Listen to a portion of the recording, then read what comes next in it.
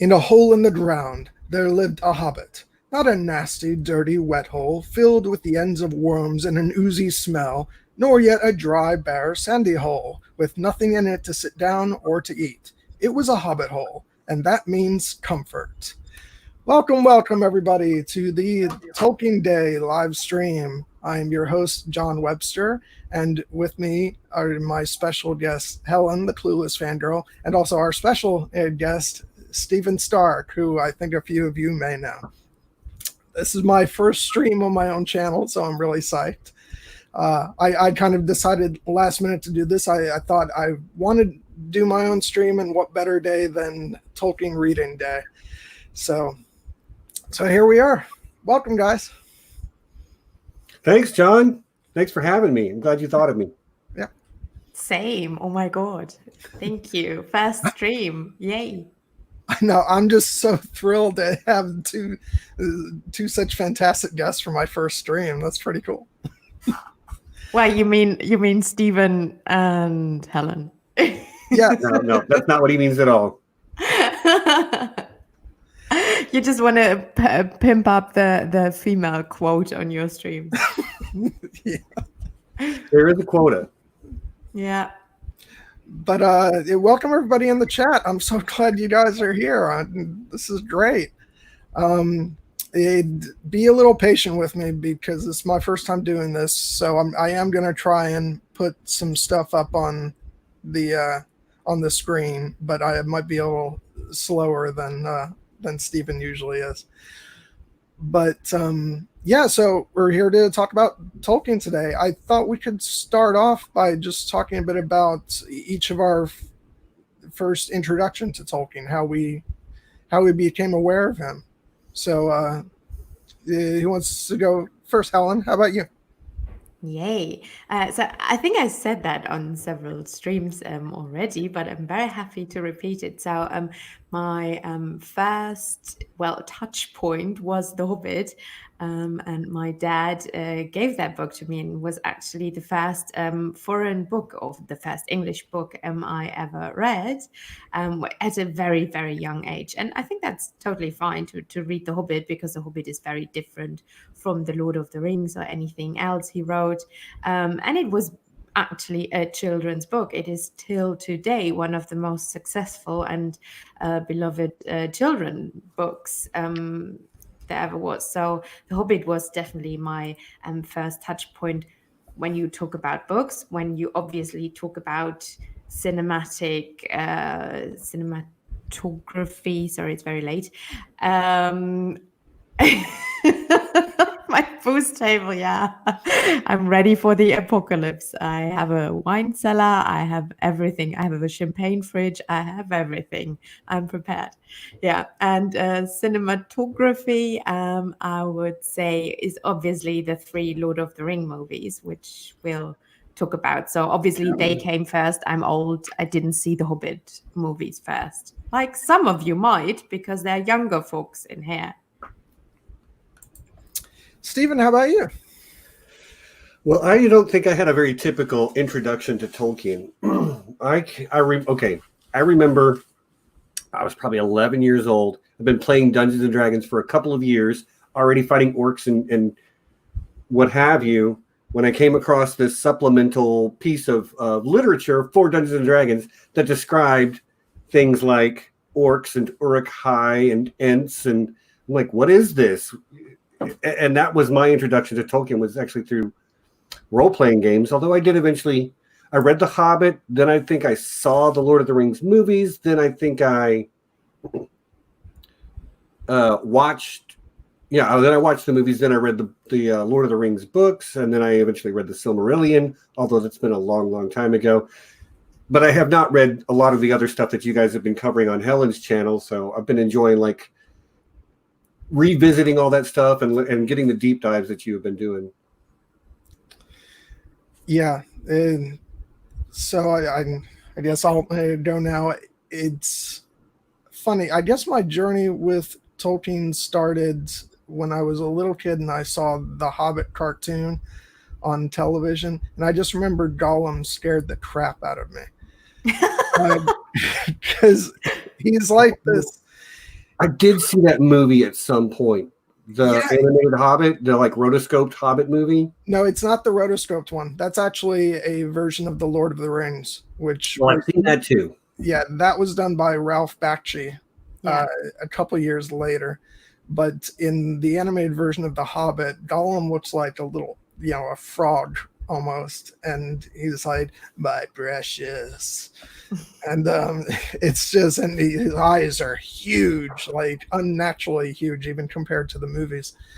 So, yeah, I remember that's the only part of it that I really remembered, and it freaked me out. And then I encountered The Hobbit again in my 10th grade. In my 10th grade English class. Hold on, sorry. See, I am trying to figure out this. Okay, there we go. Yeah, you'll get there, buddy. You'll get there. My 10th grade English class, we were assigned to read The Hobbit, and we were watching the animated film along with it. So I got to re-experience that. And I just fell in love with it. Just reading it, and I really responded to Bilbo. It's funny when Helen, when I was on your stream and you were asking me about favorite characters, I just completely skipped out on Bilbo because I came to Tolkien loving his character so much, and so much that when I went on to read The Lord of the Rings, I was bummed out that he wasn't in the story more. Yeah. But so after I got into that, I looked online to see if there were any movie versions, like live action versions of The Hobbit on the horizon.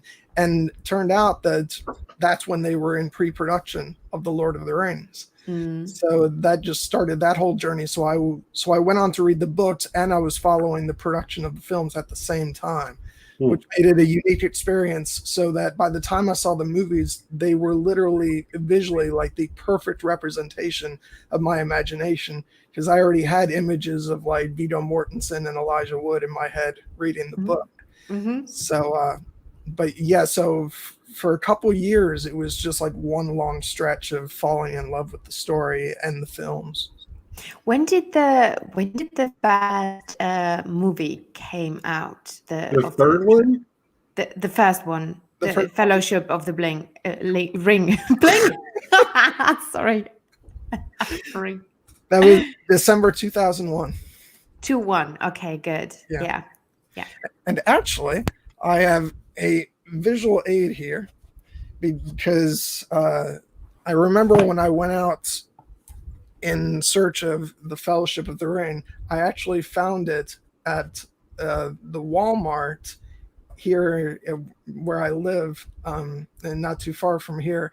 They had a big stand-up for the Lord of the Rings novels, and it had art by Ted Nasmith. It's this edition right here. This is not my original. I actually ordered copies of the books because they have sentimental value for me, these editions. Aww. And you can see at the top, it says an epic motion picture trilogy coming soon from New Line Cinema. Cool. And so that was my introduction to reading the trilogy. And yeah, it was just such a fun ride from there on out.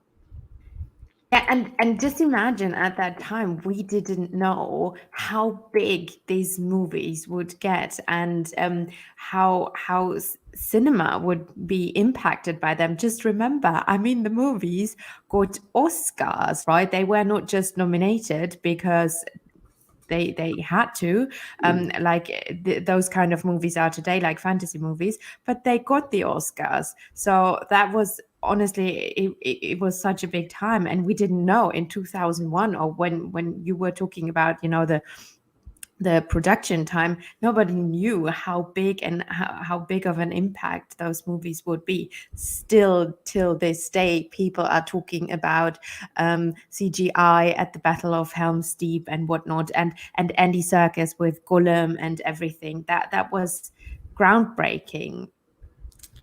Yeah, I mean, I just saw on my Twitter feed the other day, somebody was going on about how the Battle of Helm's Deep is still like the bar for cinematic battles. Yeah. And, it's just incredible because they still hold the standard. all these years later. Yeah. Right. And like it's a significant movie because it still lives on in like meme culture to this day. Like one does not simply, that meme's been used for a million different things. Or you have my sword, my bow, and my axe. Yeah. You don't simply walk into Mordor. Right. Yeah, the Sean Bean memes. Yeah. They're epic. Yeah.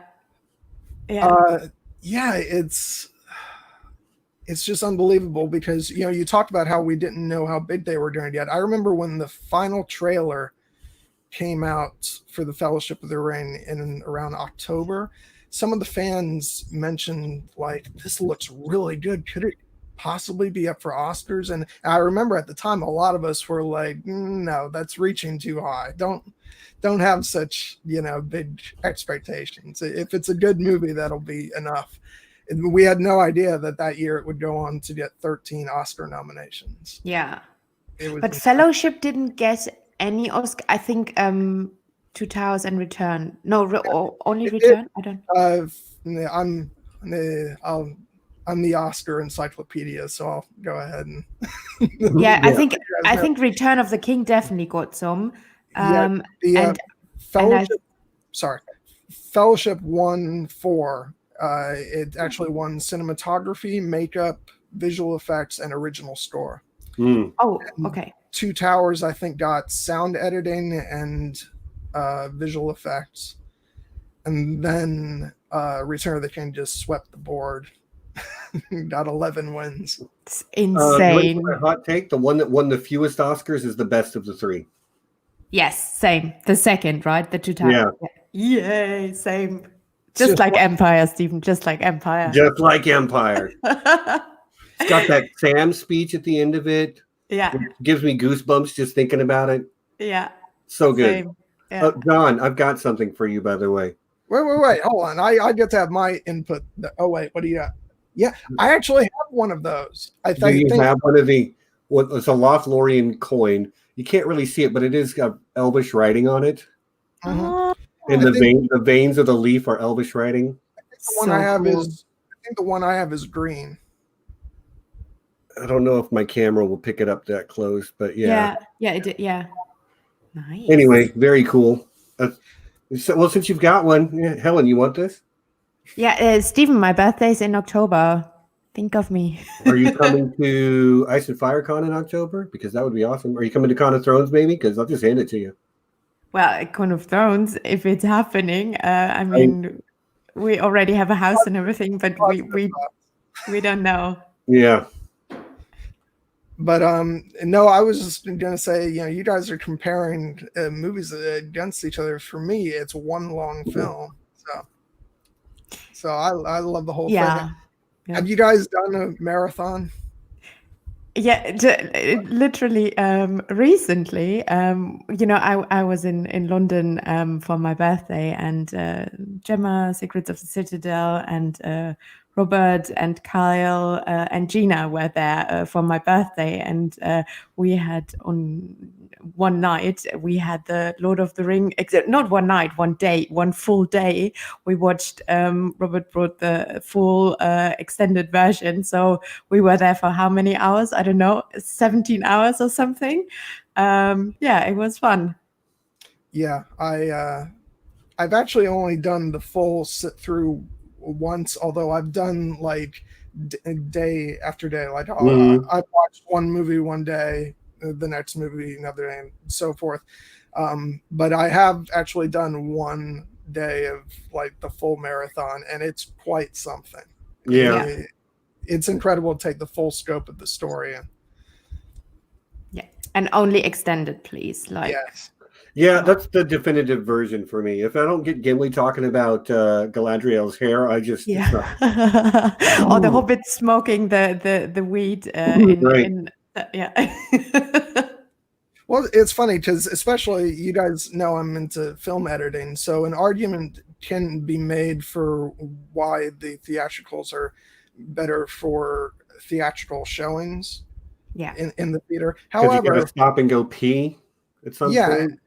I have seen the extended versions in theaters, and you can tell that you've been sitting there for a while, and the pace kind of, it's better for home viewing. But my thought is, if you're like in the case of doing a marathon viewing, if you're already going to be sitting down for 9.5 hours, it might as well be 11.5 hours. Yeah. That tracks. Yeah. But Aaron is asking, have you guys listened to any of the commentary tracks? Yes. I did, and they're amazing. I love them. That DVD box set of the extended editions had like 4 hours of extras on each disc, and I've seen all of it. I've seen how Weta Workshop makes their chainmail. I've seen how they programmed orcs to that's them. Yeah. And how they build like the cities and everything. Even, I mean, you can say what you want about The Hobbit, but also the commentaries on The Hobbit, that was amazing how they build what's Thranduil's halls called? I do not remember. The Woodland realm halls.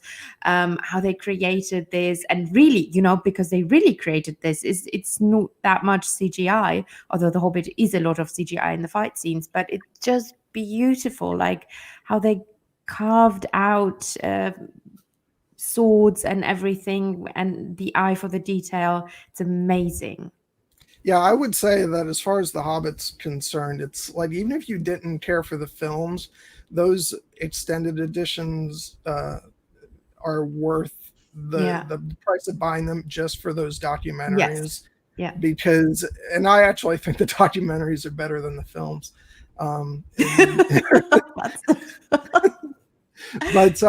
no, they're fantastic, and in some respects they're a step up from the documentaries on Lord of the Rings, because they knew what they were going to do for the DVDs ahead of time. So they really shot the hell out of all the behind the scenes footage for those movies. So there's a lot of great stuff. But no, I was going to say, with these editions, I may have upgraded to every format. I've got the Blu-rays and everything, but I am never getting rid of these. These are just, they're close to my heart, because that was during the days when DVD was at its height. Yeah. But I do want to, before we talk more about the films, even though my idea for my channel is very film centric. But this being Tolkien Reading Day, I do still want to talk a little bit more about the books. So I'd like to talk about what your guys' experience was reading the books, and not just how you came to it, but actually going through and reading. How did you respond to the books? If I'm being honest, not that favorably.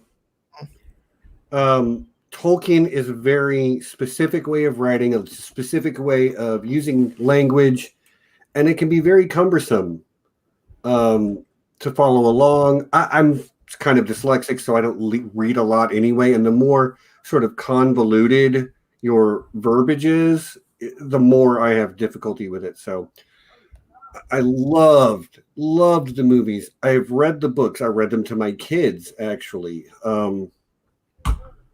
But it was a chore for me, if I'm being honest. Can I be? I'll sympathize with you a little bit, even though, I mean, obviously, I'm going to say that I adore the books, and at this point, they're my favorite piece of literature, bar none. But I will say, on my first time through the books, the first half of Fellowship was taxing. It is. That's the hardest part to get through, for sure. Yeah, because it moves slower, and until you get to the Prancing Pony, you're not necessarily sure what the direction of the story is. I mean, all that stuff they cut out of the first movie with the Barrow-wights and Tom Bombadil and all that stuff. Yeah. And but that said, now I love the hell out of that stuff. I treasure it. But yeah, when you're first coming to the story, it's perfectly understandable that stuff is tough to get through. I spent probably, it's funny because back then I wasn't as efficient a reader as I am now.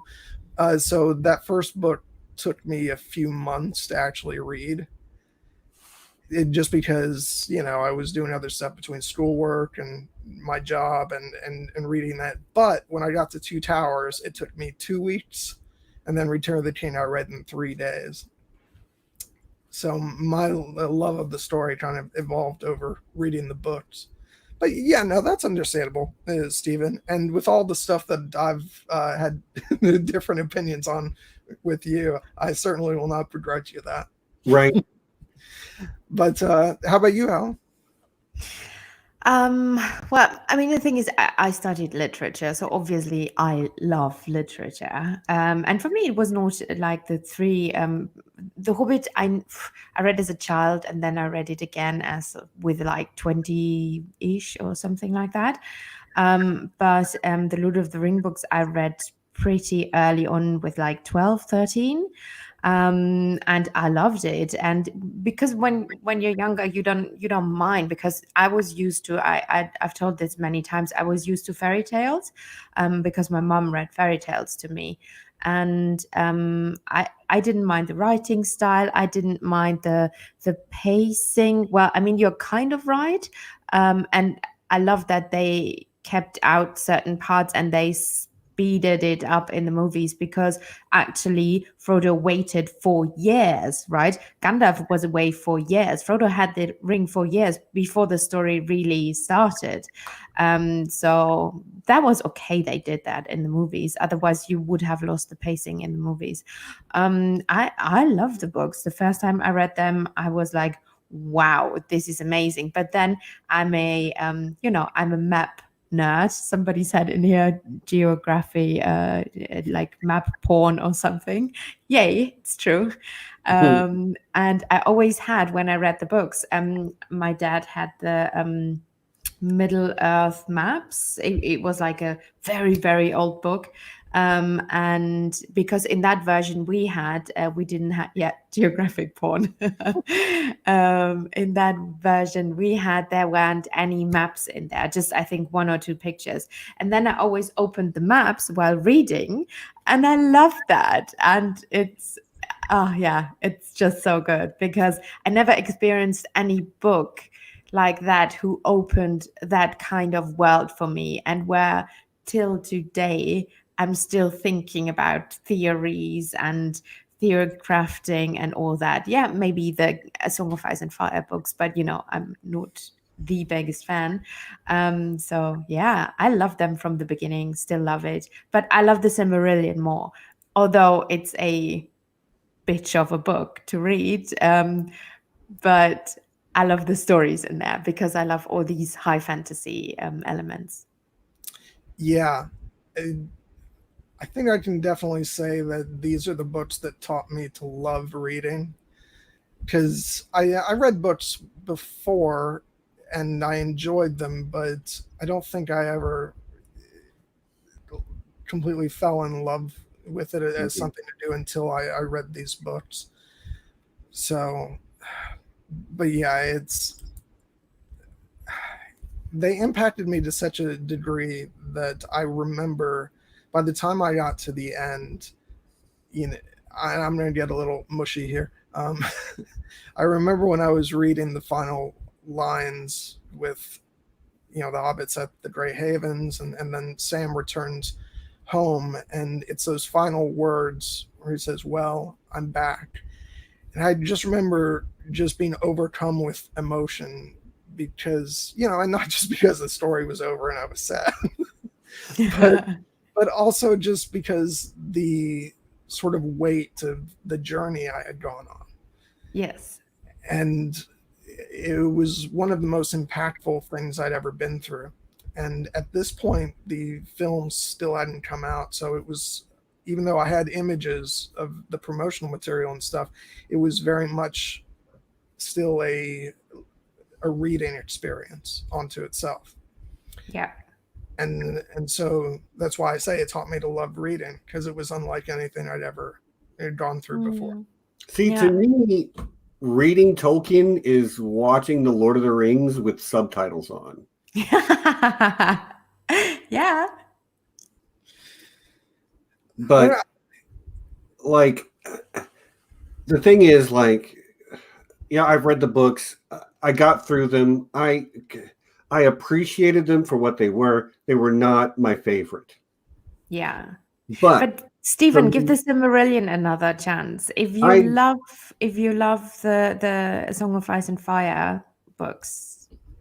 I mean, I definitely could, but like, as a matter of fact, I got Tolkien's book, some of Tolkien's works right there on my shelf. I don't have a whole lot of books, but I got those.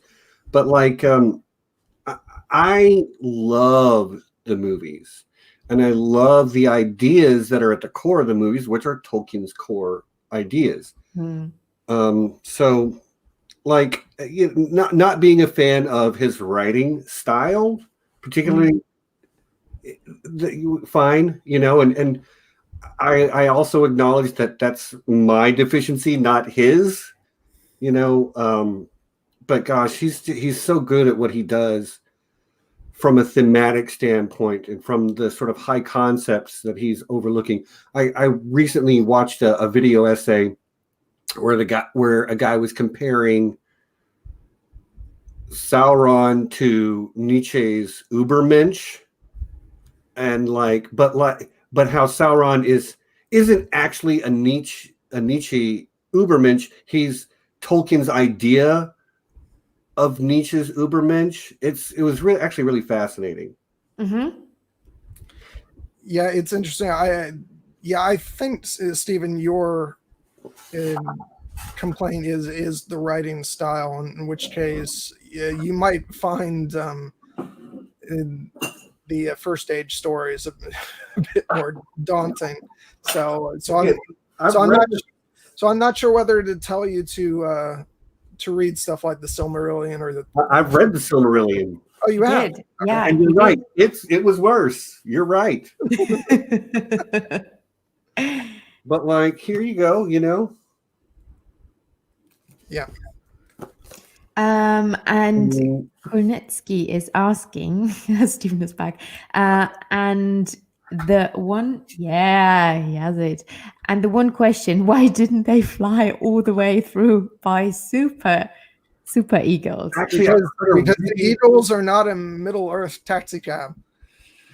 And I actually have read a really strong rebuttal to that. I can't remember what the argument is, but I do remember coming away going, that actually makes sense. As for a reason why. By the way, I'm kidding. That's not my real answer. Go ahead, Steve. I was just saying, I read or saw a video or something somewhere where a guy had a really great response to that. And now I'm wanting to look at YouTube to see if I can find it.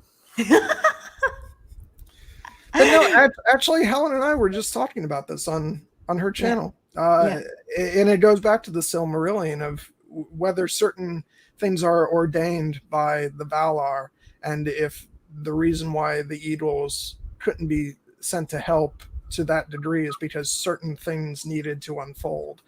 Yeah. I'm pretty sure it was this one by Men of the West. Yeah, and the thing is, look, the whole reason why an unimportant little small hobbit, not a powerful elf lord or anyone else, or a Númenórean king in waiting, none of them carried the ring. Why?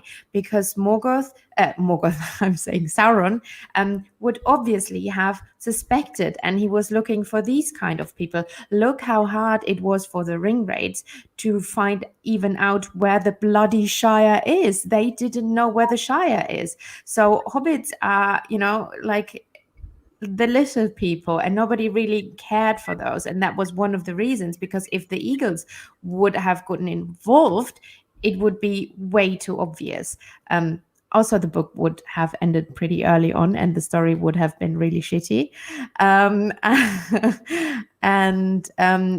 is one of the really important reasons. And the moral of the story is, even somebody like a hobbit can do these amazing deeds. And remember the end, how Aragorn and all of them bowed in front of the hobbits. That's nothing that has ever, like, in all the, fairy stories and all that, they have a kind of similar meaning. But all the movies, the hero, the visual hero, like the king. Aragorn didn't destroy the ring.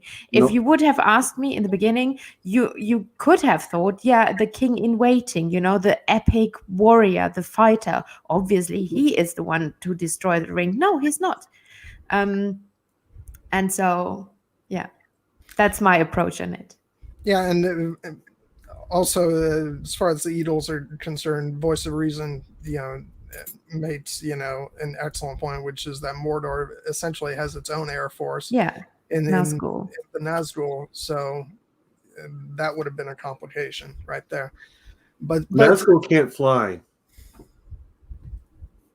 Fell beasts can fly. Fell beasts can fly. I'm falling into, I know. All right, you're kicking me out. Falling into that. Bye. I'm falling into that trap. You know what it is? Because the filmmakers repeatedly referred to the Fell beasts as Nazgul, and so I picked up that bad habit. But no, you actually got me on that one, Stephen. Oh, I love you two together. Seriously, you're like so bitchy. I love it. But well, actually, right. But yeah. So I guess now we've done our due diligence there. Let's plunge back into the movies because as much as I will go on about how much I love the books, I have been just flat out obsessive over the films for so many years, and I don't think my adoration has ever dissipated at all, much to my family's chagrin. My dad kept saying for years, "I can't wait until you're over this," and I never was. But do you guys remember your experience of seeing the first film?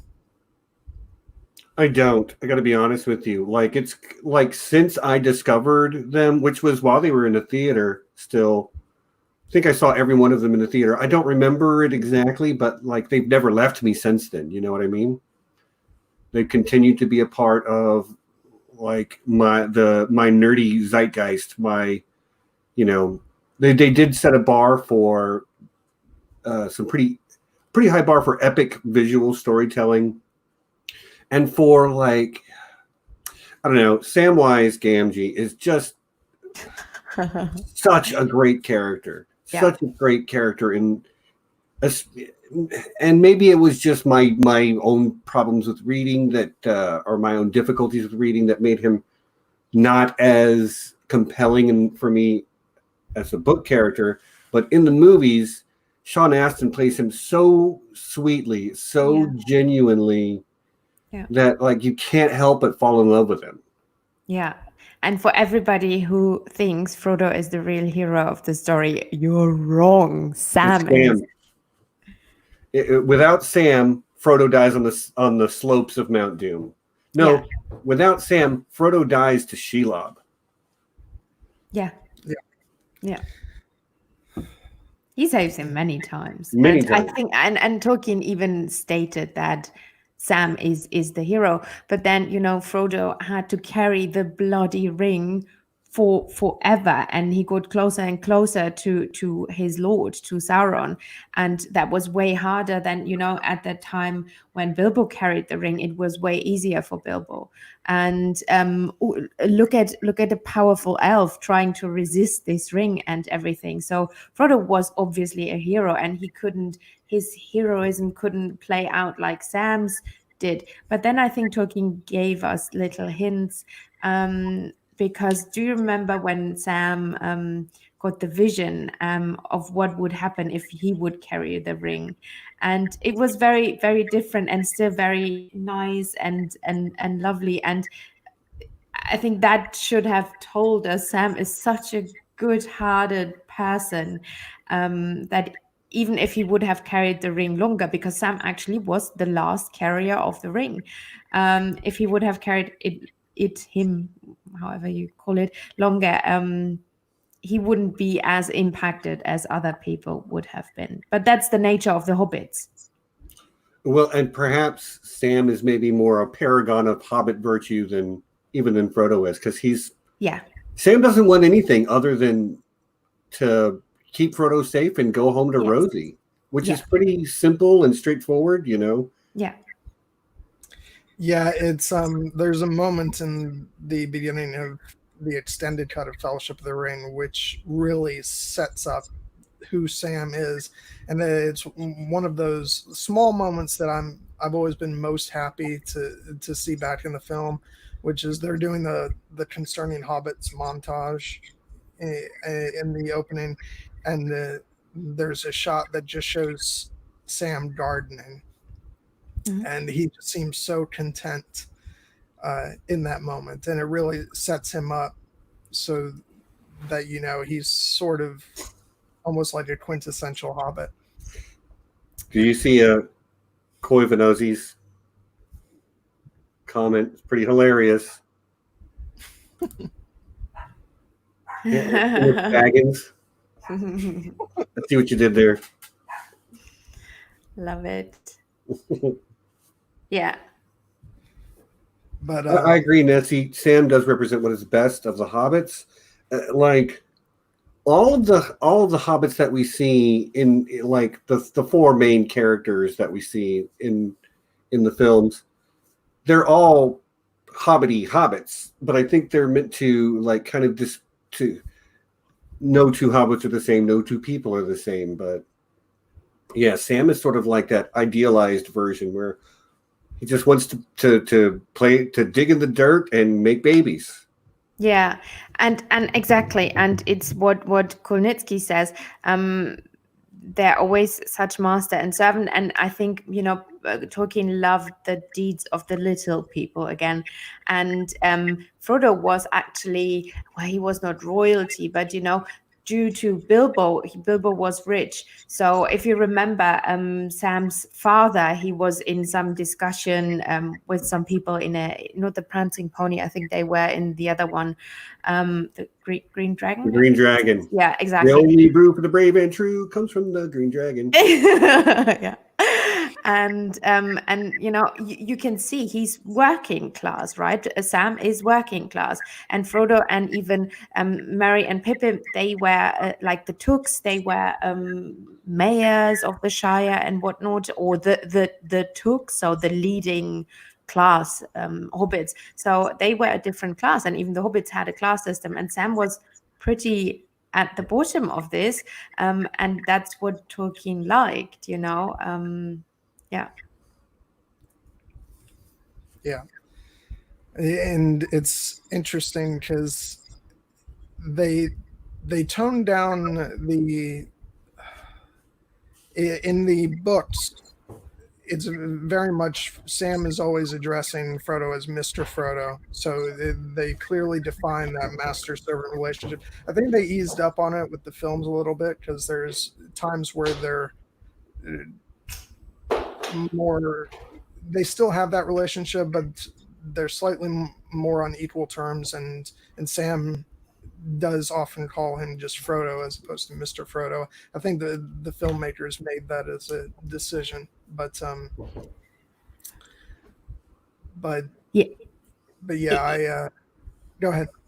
Yeah, and it's a different time, when the film came out, it would be a bit weird even for English people to hear that, because the time Tolkien wrote it, that was a complete different time, and the class system was way more important, and today they try in Great Britain not to be like that, although they still are, but yeah, I think it would be very foreign to if American people watch that. Yeah, so I guess I should talk about my experience actually seeing the film. It's funny, I'm kind of opposite of you, Stephen, in this regard, where I remember exactly my first theatrical showing, and in some respects it still feels like yesterday. So much that I remember going into the theaters, sitting down, and at the scene where Gandalf and Bilbo are in Bag End, sitting down at the table talking about Bilbo's sort of plan of what to do. I remember some people came walking into the theater and they were chatting amongst themselves, and I'm not kidding you, the entire theater just in one voice went, shh. So that sticks out in my mind especially. Yeah, I think I would remember if that had happened in my theater too.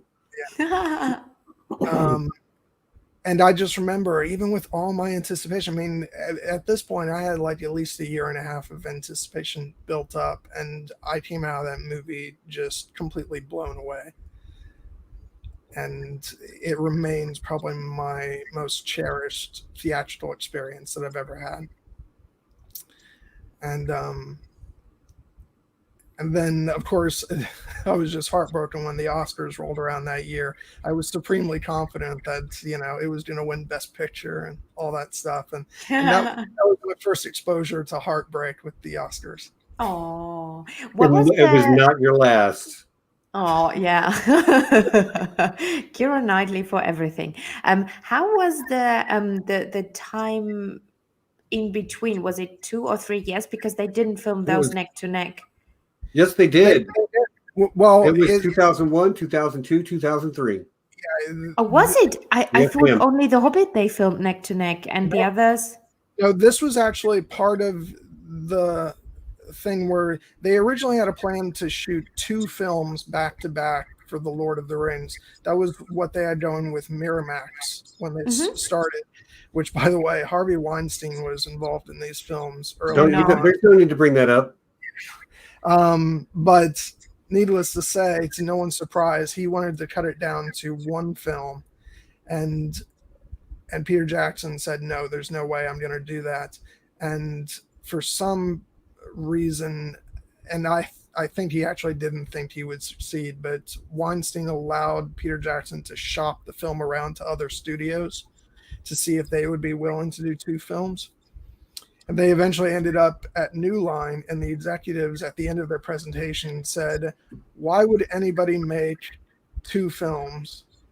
And then there was like silence for a couple minutes, and then they went, this is 3 films.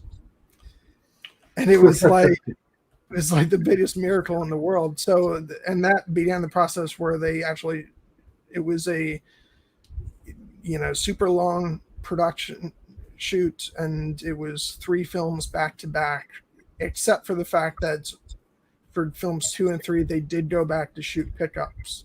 Okay. As they refined the films in the edit, but principal photography was done all in 1 shoot. Okay, good. But yeah, and that pretty much set the stage for Hollywood in the years to come, because after that, actually around the same time, the 2 Matrix sequels were filmed back to back. Elrond was busy, Mr. Smith. And then they did the same thing for the Pirates of the Caribbean sequels. And it's kind of becoming an established thing even before the Hobbit trilogy came around. Which, of course, and that's a whole nother thing. That's another story of 2 films turning into 3 films, which was not quite as successful. But yeah, it's so that was really great, because each year it felt like the continuation of the same film, as opposed to 3 different movies. Yeah, and I think that helped a lot. I just wanted to address Helen's comment here. You played a dwarf? Yeah. Did they make you wear a beard? Please tell me you wore a beard. Yeah, of course. Nice. I'm very short and tiny, and I had to play a dwarf. That's in awesome. The Hobbit. Yeah, in The Hobbit. Do you remember which one you were? I do not remember which one. No, it's like I was, I don't know, 8, 9. But yeah, we played The Hobbit in school, and I was a dwarf. I have a funny story for that one. I was one. Keely. I do not really remember. My dad played in a school production of The Hobbit, and he was rather chubby, shall we say. So he actually played Bomber.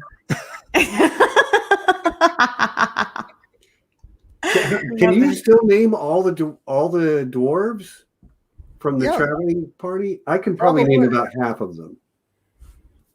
Although Oin, Gloin, Fili, Kili, Yeah, I just always remember Before Bomba, Bifur, Beaufort, Bomber, Bofa, yeah. Torin. Thorin, of course. Feely. Yeah, I think we have them. Dopey, Doc, Sneezy. No. That's another fandom, Stephen. Those are dwarves. Yeah, true. The original ones. But Tolkien hated Disney, but I mean they are not the Disney. I mean Disney gave them names because in the original one they didn't have names. Yeah, did you mention Balin and Dwalin? Oh, maybe not. Oh my God, Dan is ahead of us. Oh, by the way, yesterday was Dan's birthday. Happy belated birthday, Dan. Yay. Happy birthday. May you start aging in reverse. I'm a vampire. I don't age.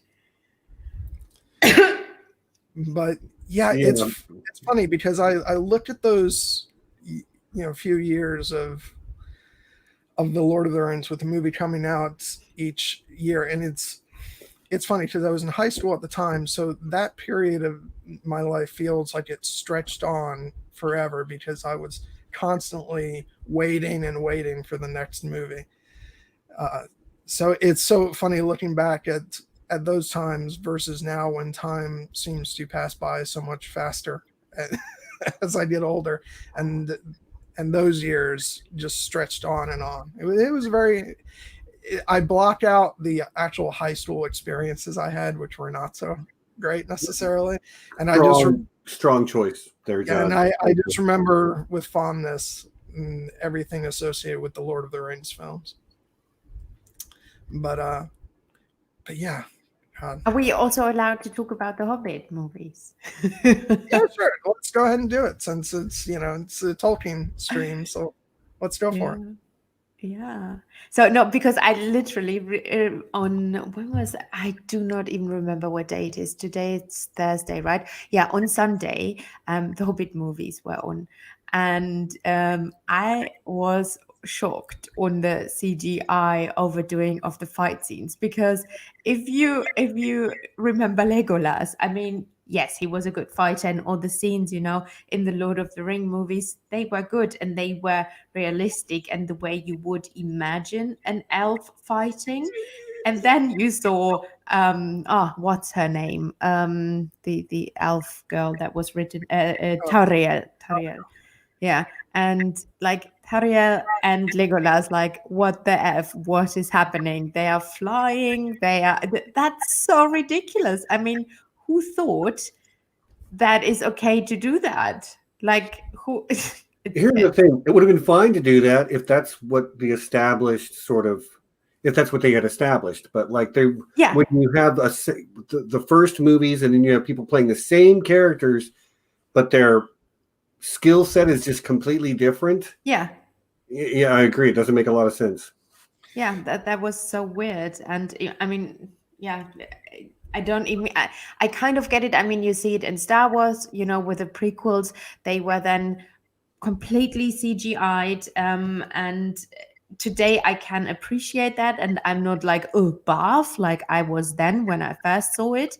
And you remember the shabby rundown ones from the 80s. And then you see like this complete CGI world and planets and aliens. But that's kind of how I felt about The Hobbit. And this really destroyed it for me because I'm a very visual person and I like visuals. But visuals don't mean overdo it. And yeah, that was what... other things as well, but that was what kind of, and I just saw it on Sunday again and I was like, this is wrong. And that was what kind of ruined the movies for me. I will say that while I share some agreement, I don't want that taken as a slight against Evangeline Lilly, because I actually think she did really well in the films, and I rather liked her character, but this was a case of CGI run amok where they had the tools to do stuff and they didn't show any restraint, unfortunately. Yeah. And that's the same mistake we saw with George Lucas, and it's unfortunate, but Yeah, I mean, Lucas wanted to show how ahead of his time he is again. Like he showed, with Lucasfilms and LucasArts then in the 80s or late 70s.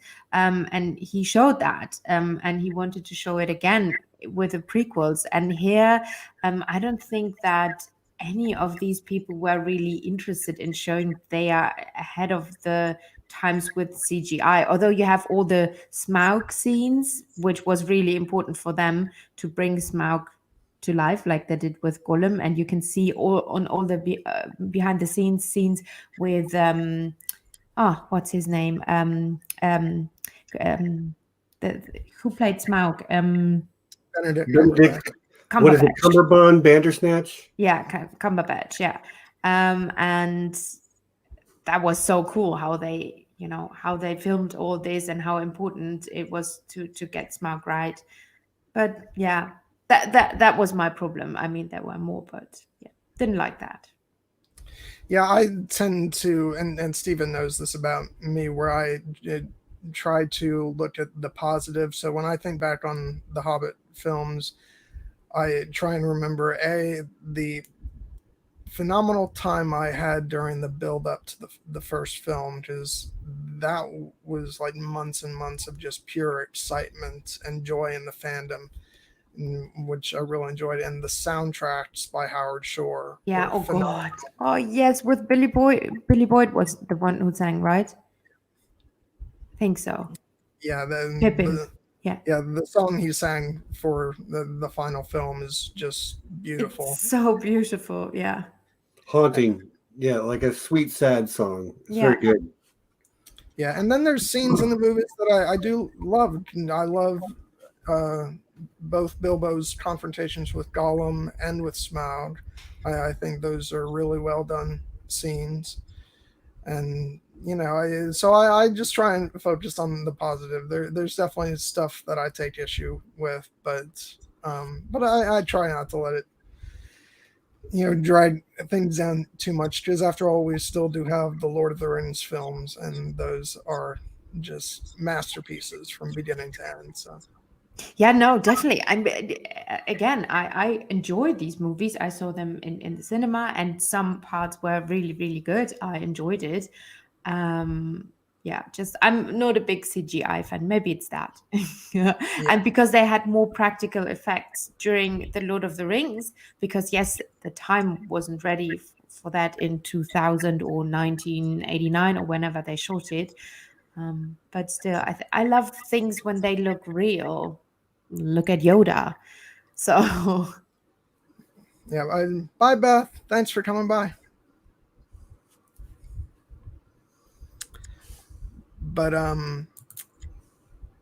yeah, I will say I'll take the time to say one of my big issues with the CGI for The Hobbit was actually how much CGI they used for battle scenes. yes, battle scenes were the worst. Yeah, the armies were all just made up of CGI soldiers, as opposed to in the Lord of the Rings, where they actually had all these extras. Yeah. And the CGI was used in support for like wide shots. Here, you look at the last movie especially, and there's like close-up shots of all these elves fighting, and they're completely CGI.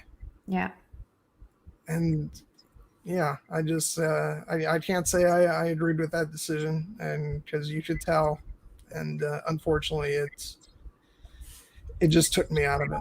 Although the Battle of the Five Armies actually was quite cool. Yeah, parts of it. Yeah. the dwarves attacking on these goat thingies. That was like epic. I loved it. Wasn't the Battle of Pelennor Fields heavily CGI as well, though? Yeah, I guess so. But there were still a lot of extras. There were, and like I feel like all the especially the Ride of the Rohirrim. There were a lot of horsemen for that sequence. I feel like maybe it was the really wide shots that would have had more CG in them. When you're seeing the whole army at once, maybe. Mm-hmm. Yeah, and actually, I love the shot. It's sort of like a shot that sort of spins around as the Rohirrim are riding into the orcs. It's like almost like a panning shot. It's super epic. Guys, I got to take a call. Sorry. That's fine. But yeah, so like I'm fine with the wide shots using CGI because how else are you going to show that? Yeah, But no, it's but totally fine. if it's a like a medium shot where you could have gotten some extras for it, it doesn't make sense to me why they would go the CGI route. But, We're not the directors or visual people behind it, but yeah, no. But Hobbit movies again. So I enjoy them. I watch them. They are not my favorites, and they come nowhere clear near the three Lord of the Ring movies. And this is why I'm like super excited now. I mean, I'm more of a positive person, so and I think you are as well, John. So, how do you feel about the Amazon series? Although it's delayed now, but still, it will happen. yeah, eventually. No, uh, don't say that. It will happen. I mean, Jeff Bezos put so much money on the table. It will happen. yeah, it's yeah, I'm positive about it. Just I think I said this on your stream. I like to say I'm cautiously optimistic, Mm. where because these are new writers, directors, and so I don't know how it's going to turn out. But but then again, if you go back to Peter Jackson's filmography before Lord of the Rings, nothing screams, "Oh, this is the guy to make Lord of the Rings." Yeah. So I'm definitely willing to give them the benefit of the doubt, and I hope it turns out well. And if they're following the lead production wise of something like Game of Thrones, then I think it'll look really good as far as keeping things grounded and not going overboard with CGI. Yeah, and I think they had so many series to learn now. They had The Witcher, they had Game of Thrones, they had a lot of, material to learn how to do it and how not to do it. I think they are coming in the right time, and well, we don't know now when it will be out. And I think Tolkien Estate has to be fine with because there was this thingy they had to start actual production and filming actually last year regarding to apparently, I mean, it's not like I saw the contract and I can confirm this, but I mean everything is on hold now. So let's see. I don't think it will be out now before 22, to be fair. Or maybe if they go for autumn or just before Christmas, but I think it will be more episodes than 5, 6, 7, 8. So maybe before Christmas next year. Yeah, it is. God, it's kind of spooky how everything's been put on hold for the time being, though. Mm-hmm. 'Cause Mm-hmm. same thing goes with the next Game of Thrones series and everything. But we'll get back to everything eventually. Yeah, and they can go back on writing and make things perfect now, please. But then again, there's not much material they can even work with, and I do think that most of the people who will watch the show um have no idea of the concept of the forging of the rings except that little scene from the Lord of the Ring movies, because there wasn't even that much in the actual books. Only if you know all the extended material you have an idea of what happened in the Second Age. If you just know the three Lord of the Ring books, and okay, if you read the appendices, but you don't know that much, so people don't expect, they expect something great because they know how much money was paid, and that everybody's saying this is the new Game of Thrones, but I don't think people expect, oh, this and this and this must happen, or if this happens I won't watch ever, I won't ever watch again. That's the good thing. Yeah. That's their chance, because not many people know. Yeah. So then let's talk about some of our favorite bits of the movies. What do you love about Fellowship of the Ring? About Fellowship. Fellowship is my least favorite of the three. Really? um, what's my favorite? I love this. I actually love the scenes in the Shire because it's like the coolest introduction. Um, and then it completely changes, you first think, oh, what is this? This looks very soothing and comforting and funny little people and a magician, and then it starts, um there's a dark lord and all of that. I mean, the thing is, I read the books before, so it was not, they didn't spoiler me, or I didn't expect stuff, or I was surprised by stuff, that when Gandalf threw the ring in the fire, it was actually really that ring. So it's different if you know the books.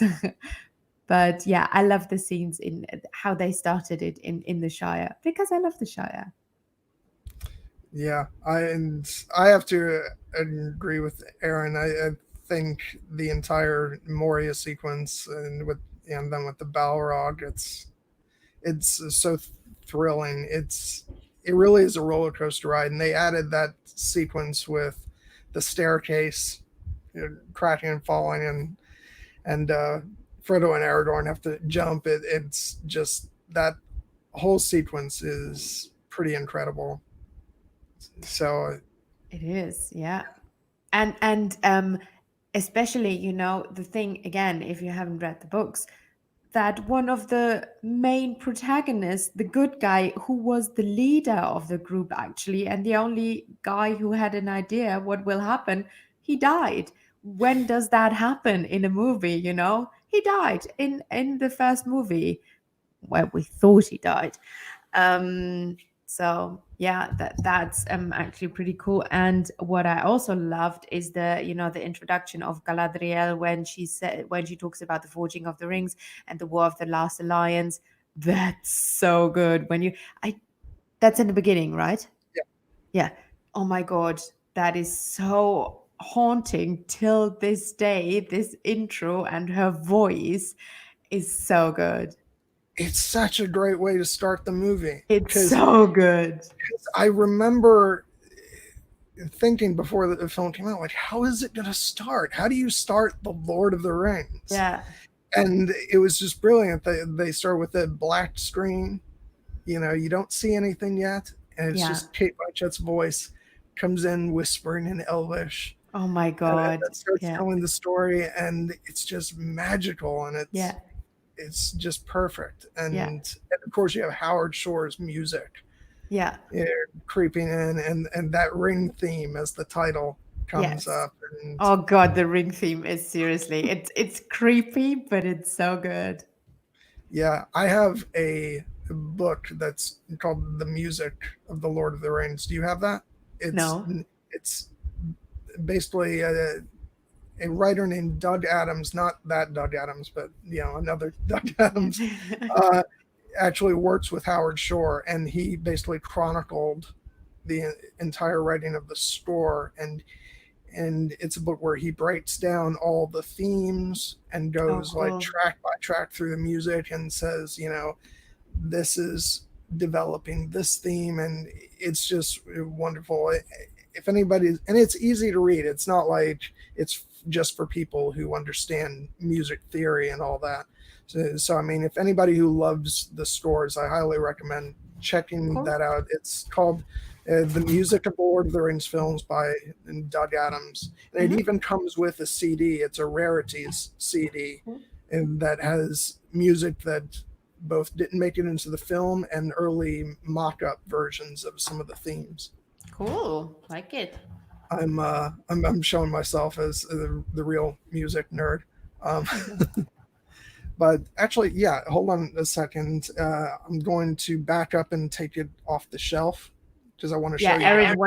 Aaron asked for it. Mushrooms. Dan, what's with mushrooms? Mushrooms is one of the best character in that Song of Ice and Fire book. Love him.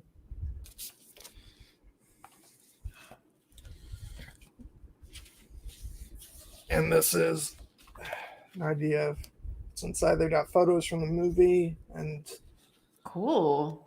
Looks nice.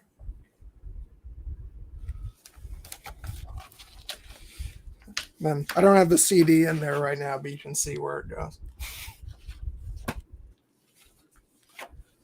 But yeah, I think it's still available on Amazon.com because it's constantly coming back into print. So, but yeah, it's a great book, and I'm always on the lookout for new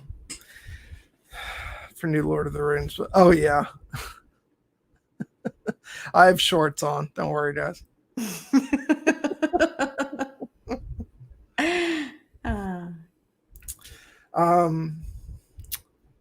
But yeah.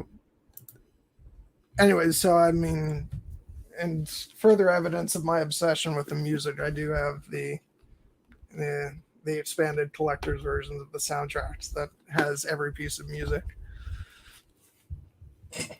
Which, by the way, any of you who are not physical media like me, you can get those digitally. So You're such a nerd. I am. I'm happy to be a full-on Lord of the Rings nerd. Yep. But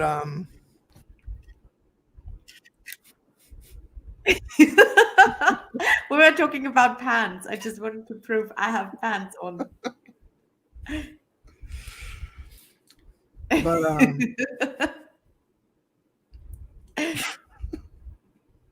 but no, and speaking of the music, I remember at the time there was some skepticism among Tolkien fans about the choice to have actual songs at the end of each of the films, because they worried that they were going to be kind of, in the vein of My Heart Will Go On from Titanic, and which I think a lot of fans were not keen on.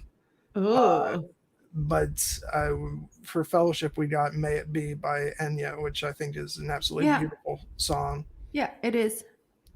And then for Two Towers, we had Gollum's song, which is really creepy and just perfect. Yeah. And of course, Into the West, which for Return of the King, which won Best Original Song. But yeah, so Two Towers is your favorite. So let's go on with all the things you love about Two Towers. Well, I love a good battle. So seriously, the battle at Helm's Deep and everything. I love the Rohirrim. I think they are so interesting, and I love their culture and the history, how they got there, because they were not the super strong Númenóreans and Gondorians. And how they settled there, how they got the land of Númenor, of Rohan, former Calenardon, and there's so much history behind them. And I love how they were portrayed with the horses and everything in the movie, and how they looked. And this is exactly how I imagined it. Medusel, maybe not that much, but still, it was so good. And I mean, you just gotta love King Theoden. I love him. Not in the first scenes with Grima, because I think in the book it's a bit different than how he is portrayed with the whole Saruman and Grima thingy in the movies. But still, I just love the visuals there. And Eowyn, obviously, finally a girl comes that wants to fight and who's a hero, comes in the picture. And yeah, I love everything about that movie. Like, seriously, everything.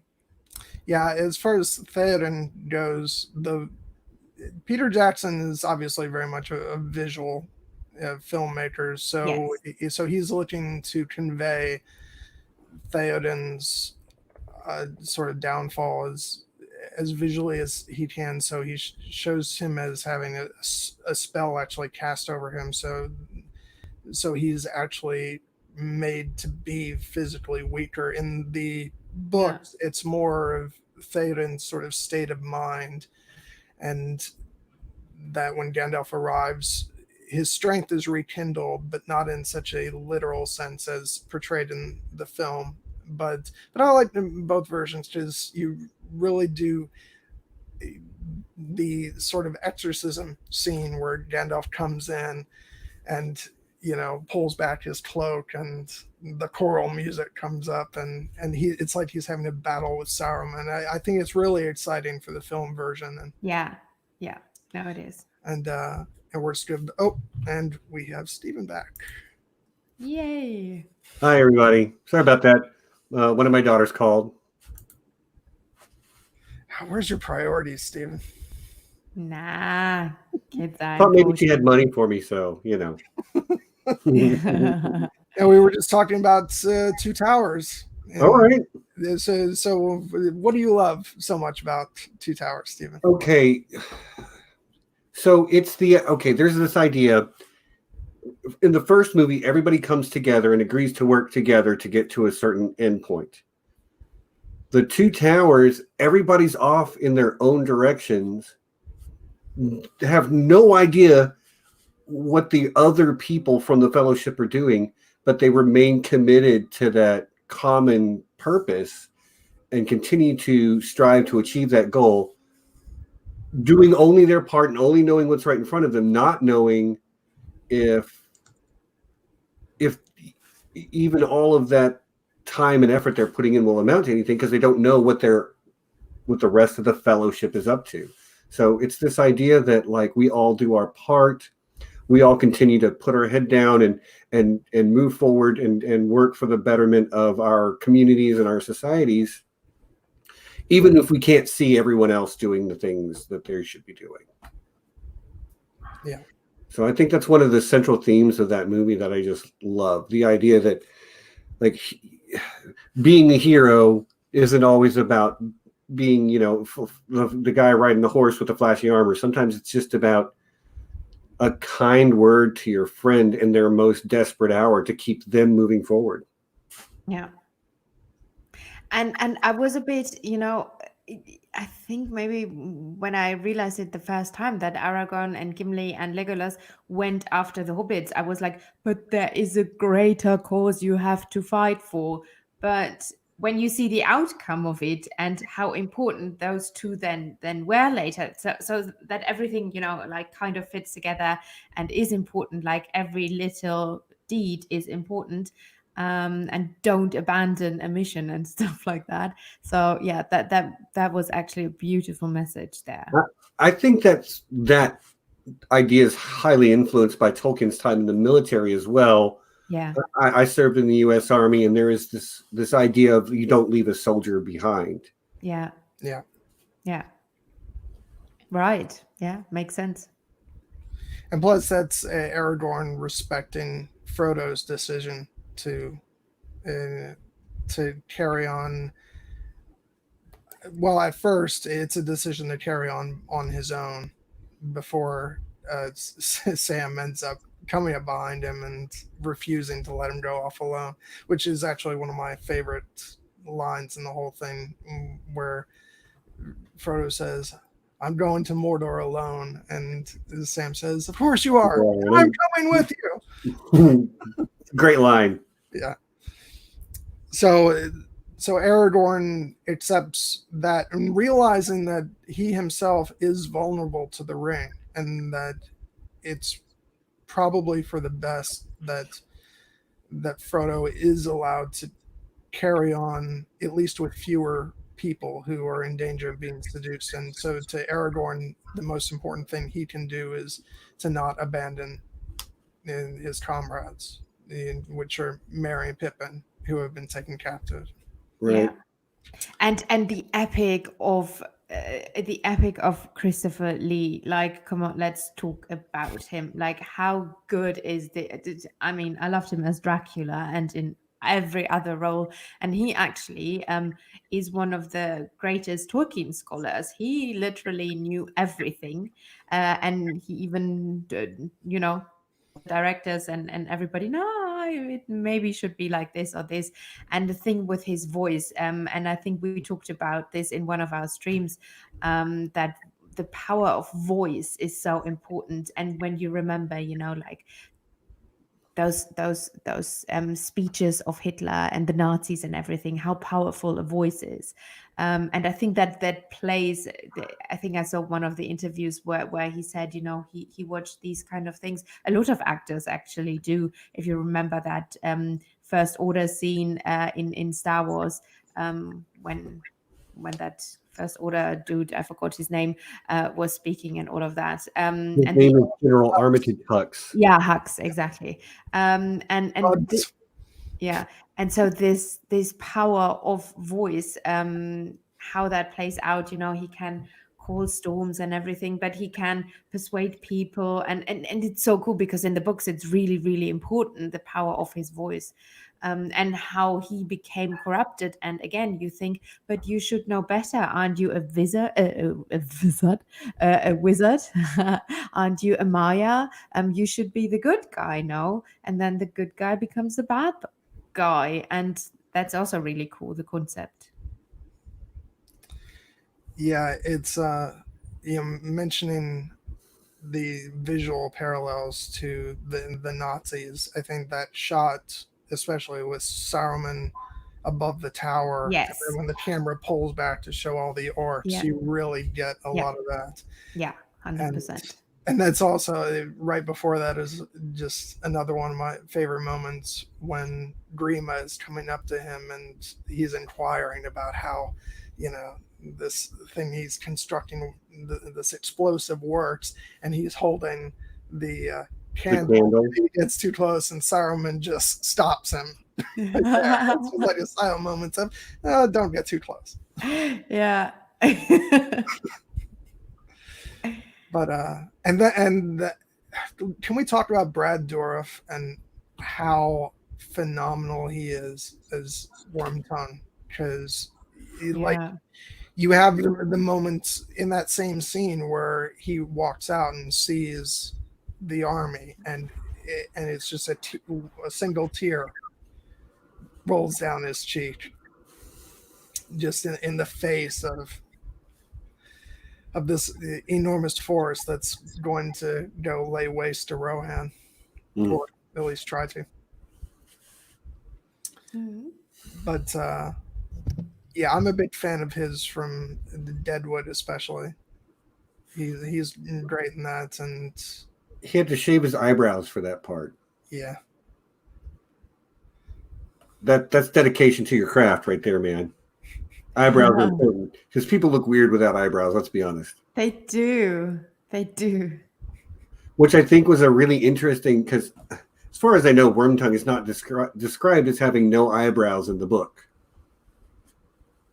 But I don't think so. But like, what an interesting choice to have the actor do that to kind of dehumanize him even that little bit more. But Tolkien was never subtle about that either. Like, his name is Wormtongue and he's a bad guy. Big surprise. I think there's a line in the commentary track. I think it's Bernard Hill who plays Theoden who actually says it in the commentary. No, you know what? I think it's Carl Urban who played Éomer. He says, you're looking at all these really handsome horse lords with their long flowing blonde hair, and you think that creepy guy over there with the pale skin and dark hair might be the villain. It's worth considering, at least. Yeah. Take an educated guess. But yeah, and then I guess we just have to talk about Helm's Deep. It's just the build. What's great about that battle for me is the build up throughout the battle. Yeah. The tension keeps ratcheting up and up and up. Yeah, there's a scene where they hand a 9-year-old an axe, and that's just like one of the most chilling things. I'm just like, oh my God. And that kid has such like a terrified look on his face. Just, oh. Yeah, and that's the cruelty and the reality of war, right? Yeah. And that's exactly what, again, in Germany, in the last days, Hitler still refused to give up. And then there are pictures, I don't know if you've ever seen them, and video material of him in the bunker, and then he goes out, and who defended the city in the end? It was literally 10, 12, 14-year-old kids, and he talked to them, and he gave them medals and whatnot. And he said, yeah, you have to defend it now. And yeah, and that was the reality of war. I do not remember if that scene was in the books, though. I do not really know, but obviously Well, again, the portrayal is not wrong. The portrayal is not wrong. right. We could spend all day talking about the difference between the books and the movies, but like ultimately being very different media, you've just got to play to the strengths of the media you're utilizing. And in the movies, that's that visual moment of showing a child gearing up for war. Yeah, that aspect of it, I'm almost positive is not in the books. And another thing that's not in the books is a beautiful sequence of Theoden having his armor put on, and he delivers that stirring speech. Oh God, yeah. And it's just so beautifully put together. And the thing is, you expect actually, obviously you expect the good to win, right? Even in movie 2 out of 3, you expect, well, something must happen now. Not all the protagonists can die, but how they play, with the thing, like, there's hope, then there's no hope, then the elves, like Aaron M says, I love it when the elves show up. Actually, in the books, the elves don't show up. That's a really important thing, but it was okay for me that they had that in the movie, because it would, like I said, it gave another moment of hope, and then that was crushed as well, and then you're like, oh God, what now? And then they were riding out again with Theoden and all of them, and you thought, oh well, maybe they can turn it now, and all this up and down, and your heart is literally like beating, and that's so good, because it's not just tension rising, it's like this, and that's what I love. Yeah, I remember before the films came out, when they first started to show images of the elves at Helm's Deep, that was a big controversy with the book fans, but it works beautifully because it's just that little glimmer of hope that shows up, and it's beautiful because, of course, in the larger story, the elves are fighting battles in Middle Earth. So, and you can't show that in the film. So this is a way to bring them into the story and show them actually fighting against Sauron. Exactly. And even Thranduil, who from the Hobbits, he was fighting an important battle in the east. So Sauron couldn't bring more armies from the east to Gondor and all of that. And that was, I think, they crammed all that together and showed the elves helping, obviously, in the fight against Sauron, because you could get the idea that Elrond, who always says, yeah, we're leaving, bye-bye. I don't care about Middle-earth, I'm going to Valinor. You have that idea of the elves don't really help in this fight, but that was not true, what you said. And in the Havens, and there were a lot of fights, even the dwarves were involved in fighting, in Erebor, for example. They helped the people of Dale, so everybody was fighting Sauron, not just the humans. Yeah, I want to take a minute just to read Theoden's speech, which of course is, it's another instance of Tolkien's use of song, which is translated for the film in this way so that, it's done as a speech over a montage of scenes. So he says, "Where is the horse and the rider? Where is the horn that was blowing? They have passed like rain on the mountain, like wind in the meadow. The days have gone down in the west, behind the hills, into shadow." That's the best part. The end is the best part. But yeah, and And speaking of book to film adaptation, what I love, since it was interesting because in the book, Éomer is actually at the battle, but they conceived this whole thing where he's out and about having been banished and gathering up the riders from all across Rohan. And so during the battle, some of the dialogue that was originally between him and Aragorn, they give to Theoden and Aragorn. And some of it's even reversed because they've given Theoden a different arc in the film where he needs to come into his own throughout the film, as opposed to just once the spell is lifted. So you have that scene where all hope seems lost, and Aragorn is, telling him, "Ride out with me," which actually in the book that's Theoden's line, but they've switched it around. And then you have Aragorn recalling Gandalf's words of look to my coming on the 5th day. Mm-hmm. And you have the sun shining through, and they ride out, and it's just such a beautiful sequence. And talking again about the use of CGI, sorry, Stephen, let me just say this and then I'll let you go. Again, about the use of CGI in the films, it's okay if you're going to do wider shots of big armies and stuff, that's when you want to use it. And when Gandalf and Éomer show up with the riders of Rohan, and it just shows them all riding down the hill, it's just this spine-tingling shot. And I still remember seeing that in the theater, and chills just all across. I'll never forget that. But go ahead, Stephen. Sorry. Well, I think it also works so well, that specific moment, because at that point we've spent 30 minutes watching the humans and elves do everything they can but continue to lose ground and lose ground and lose ground to this orcish army. And of course he's dealing with a lot of symbolism, Tolkien is, and the orcs and Saruman and Sauron can all represent a lot of things, but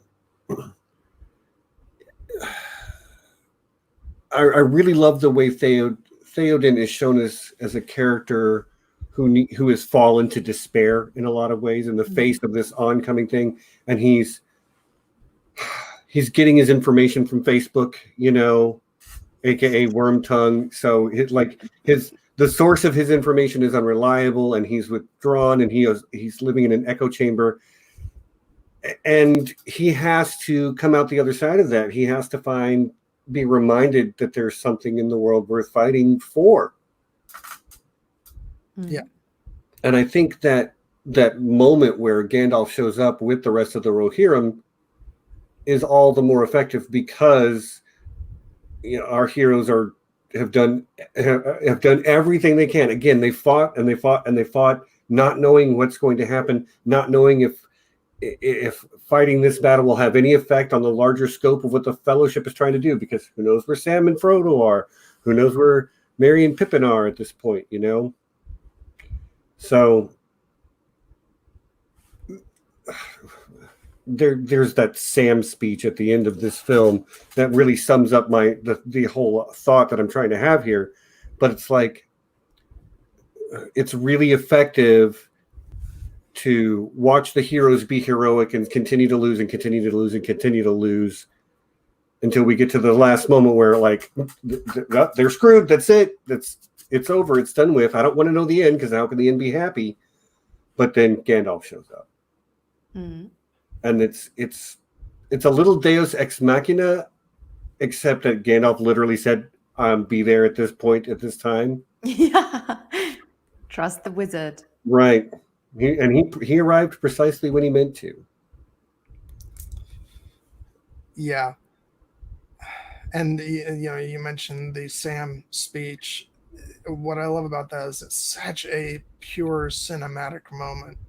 Is that something that you wouldn't be able to do in literature? Because you've got his speech encompassing all the different storylines and tied together by that beautiful Howard Shore piece, Samwise the Brave, which is building off of a theme from the end of Fellowship when Frodo is setting off and Sam comes up behind him.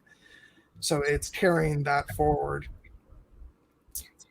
And it's just, a beautiful scene. We were talking in our group chat about how that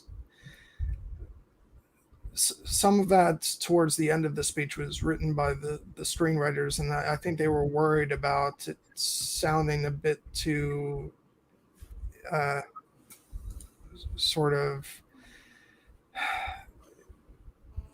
sounding too cheesy or too hokey. Yeah, America, because it was during the George W. Bush era and all that stuff with the war in Iraq, and it kind of felt a bit too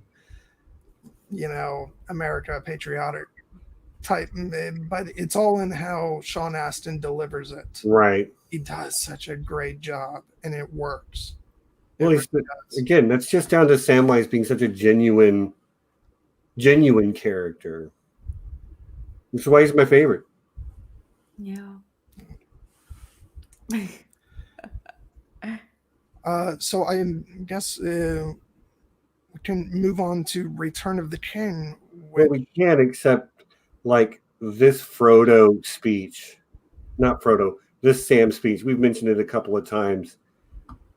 It is probably the moment from the movies that sticks with me the most, because it is the entire ideal of what's being shown throughout all three of the movies condensed into about 20 seconds of talking.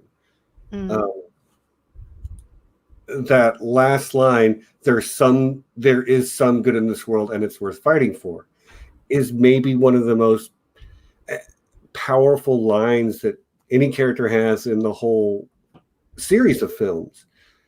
And I know that's not Tolkien's words, but that is the spirit of Tolkien's beliefs. Yeah. And I don't know, it's so good. I can't do it justice anymore. If I keep talking, I'll just I'll keep stumbling over my words. But and the thing is, I posted what he said. I posted it a few days ago on Facebook. Because of our situation now, and you can adapt that it fits everywhere and at every time, and things don't change because things like feeling, friendship and all of these concepts that are so important for Tolkien, they were important 1,000 years ago for humanity, and they will be hopefully important in 1,000 years. So this is why we all love it so much, I think.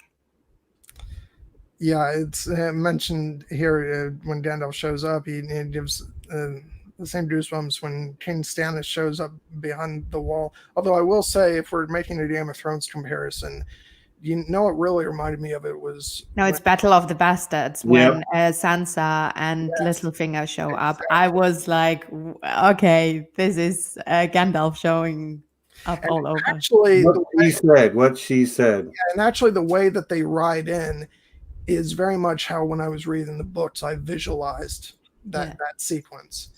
I remember watching that. I was like, oh my God, this is... And they show the Vale soldier with the flag up in the air, and I just, in my head, I was like, he's streaming Erkenbrand, which is, and that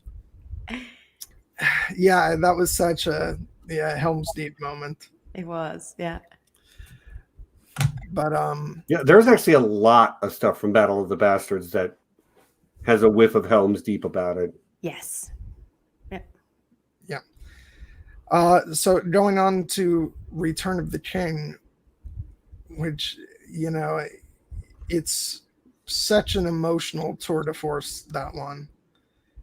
I don't even know where to start with that one. It's just so good. And there was so much hype built up for that one. Yeah. it's amazing that it lived up to so many expectations. So, Yeah. John, is this your favorite movie of the three? Because as great as it is, it still only counts as one. There you go. Oh God, the Again, two of you. I can't. Like you're like Legolas and Gimli. I get it now. Or like those two guys from the Muppet Show, Stetson and Waldorf. Statler and Waldorf. Yeah. Yeah. See, I prefer to think of us as Gonzo and Rizzo. Okay. Did you just call me a rat? I didn't say anything. We'll be talking later. We'll be talking about this later. If that's the assumption you want to make, you're free to. But,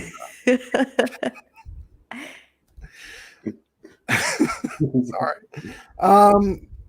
But yeah, I'm just going to try and move on from that. You know, when you asked me to come on, John, you knew what you were getting. But no, seriously, I remember seeing the. I go on about sort of my pre-movie hype for all these movies, but I remember I went to go see the movie Secondhand Lions just to see the trailer for Return of the King. That was a good movie, though. Real talk, Secondhand Lions is actually a pretty good film. Yeah, but it's like that's an experience that I don't think anybody can appreciate these days because we just get our trailers off the internet. And it's like that trailer wasn't even available until like after the weekend online. And it was by today's standards, a pretty small QuickTime file versus being able to see it on the big screen. I just remember it had so many flashing images. It was so much to take in. How do you remember all this, John? I do not even remember any of these trailers. Because this is what he's obsessive about. Yeah. I mean, some people get the Star Wars thing. A lot of people we know have the Game of Thrones thing. Yeah. John's got Lord of the Rings. It is what it is. Yeah.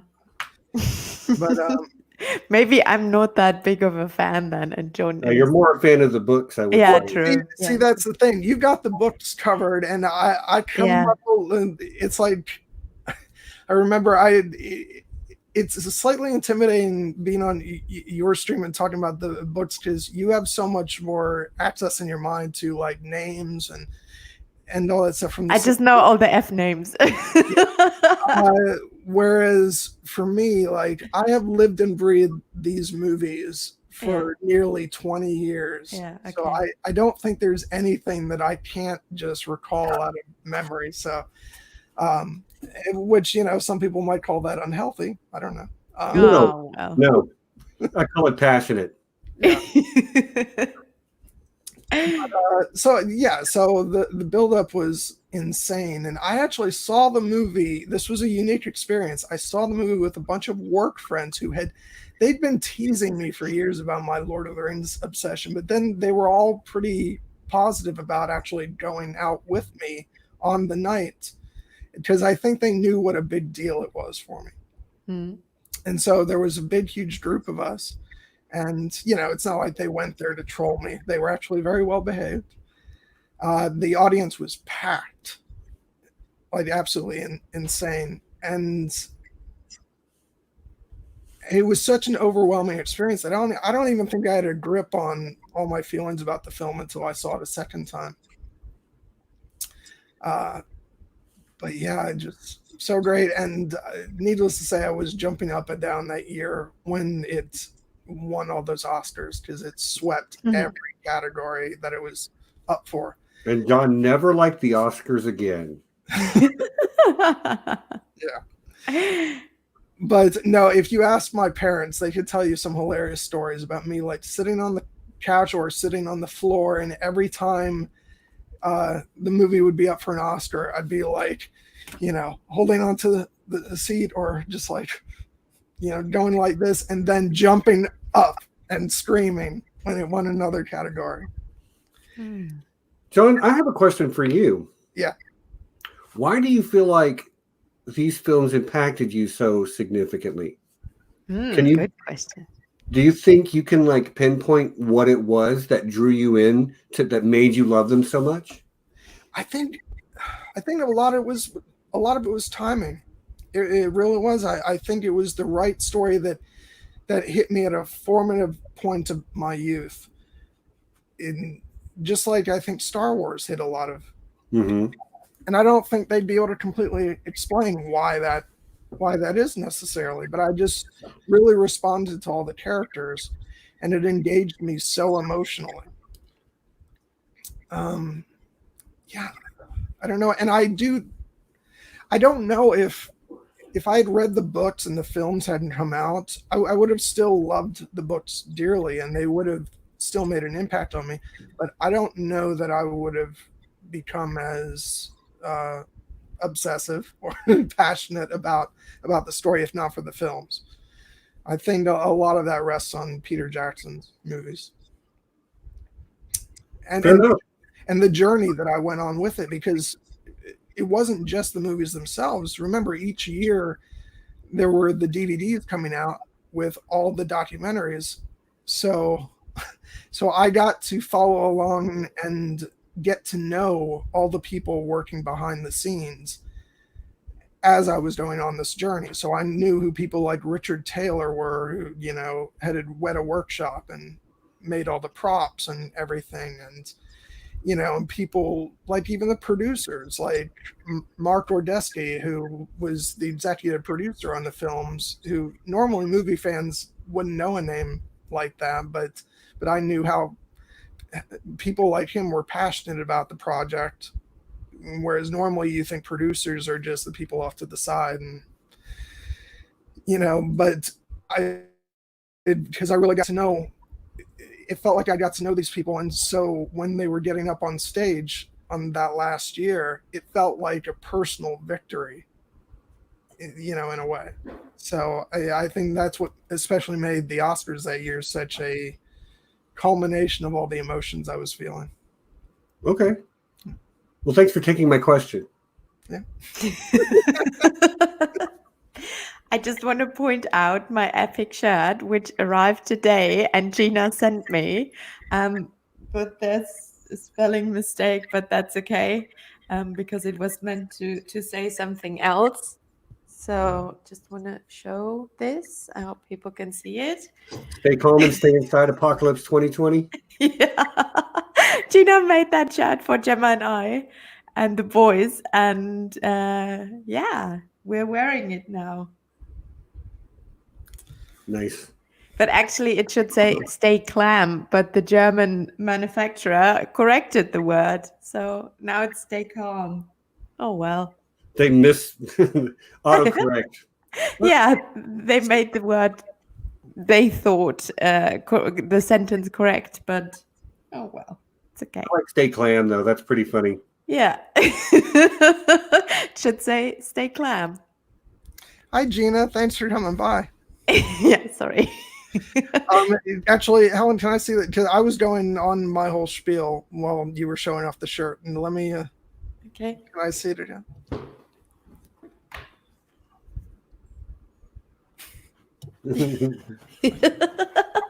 Apocalypse 2020. We've had to move on since we don't have Clegane Bowl anymore. So.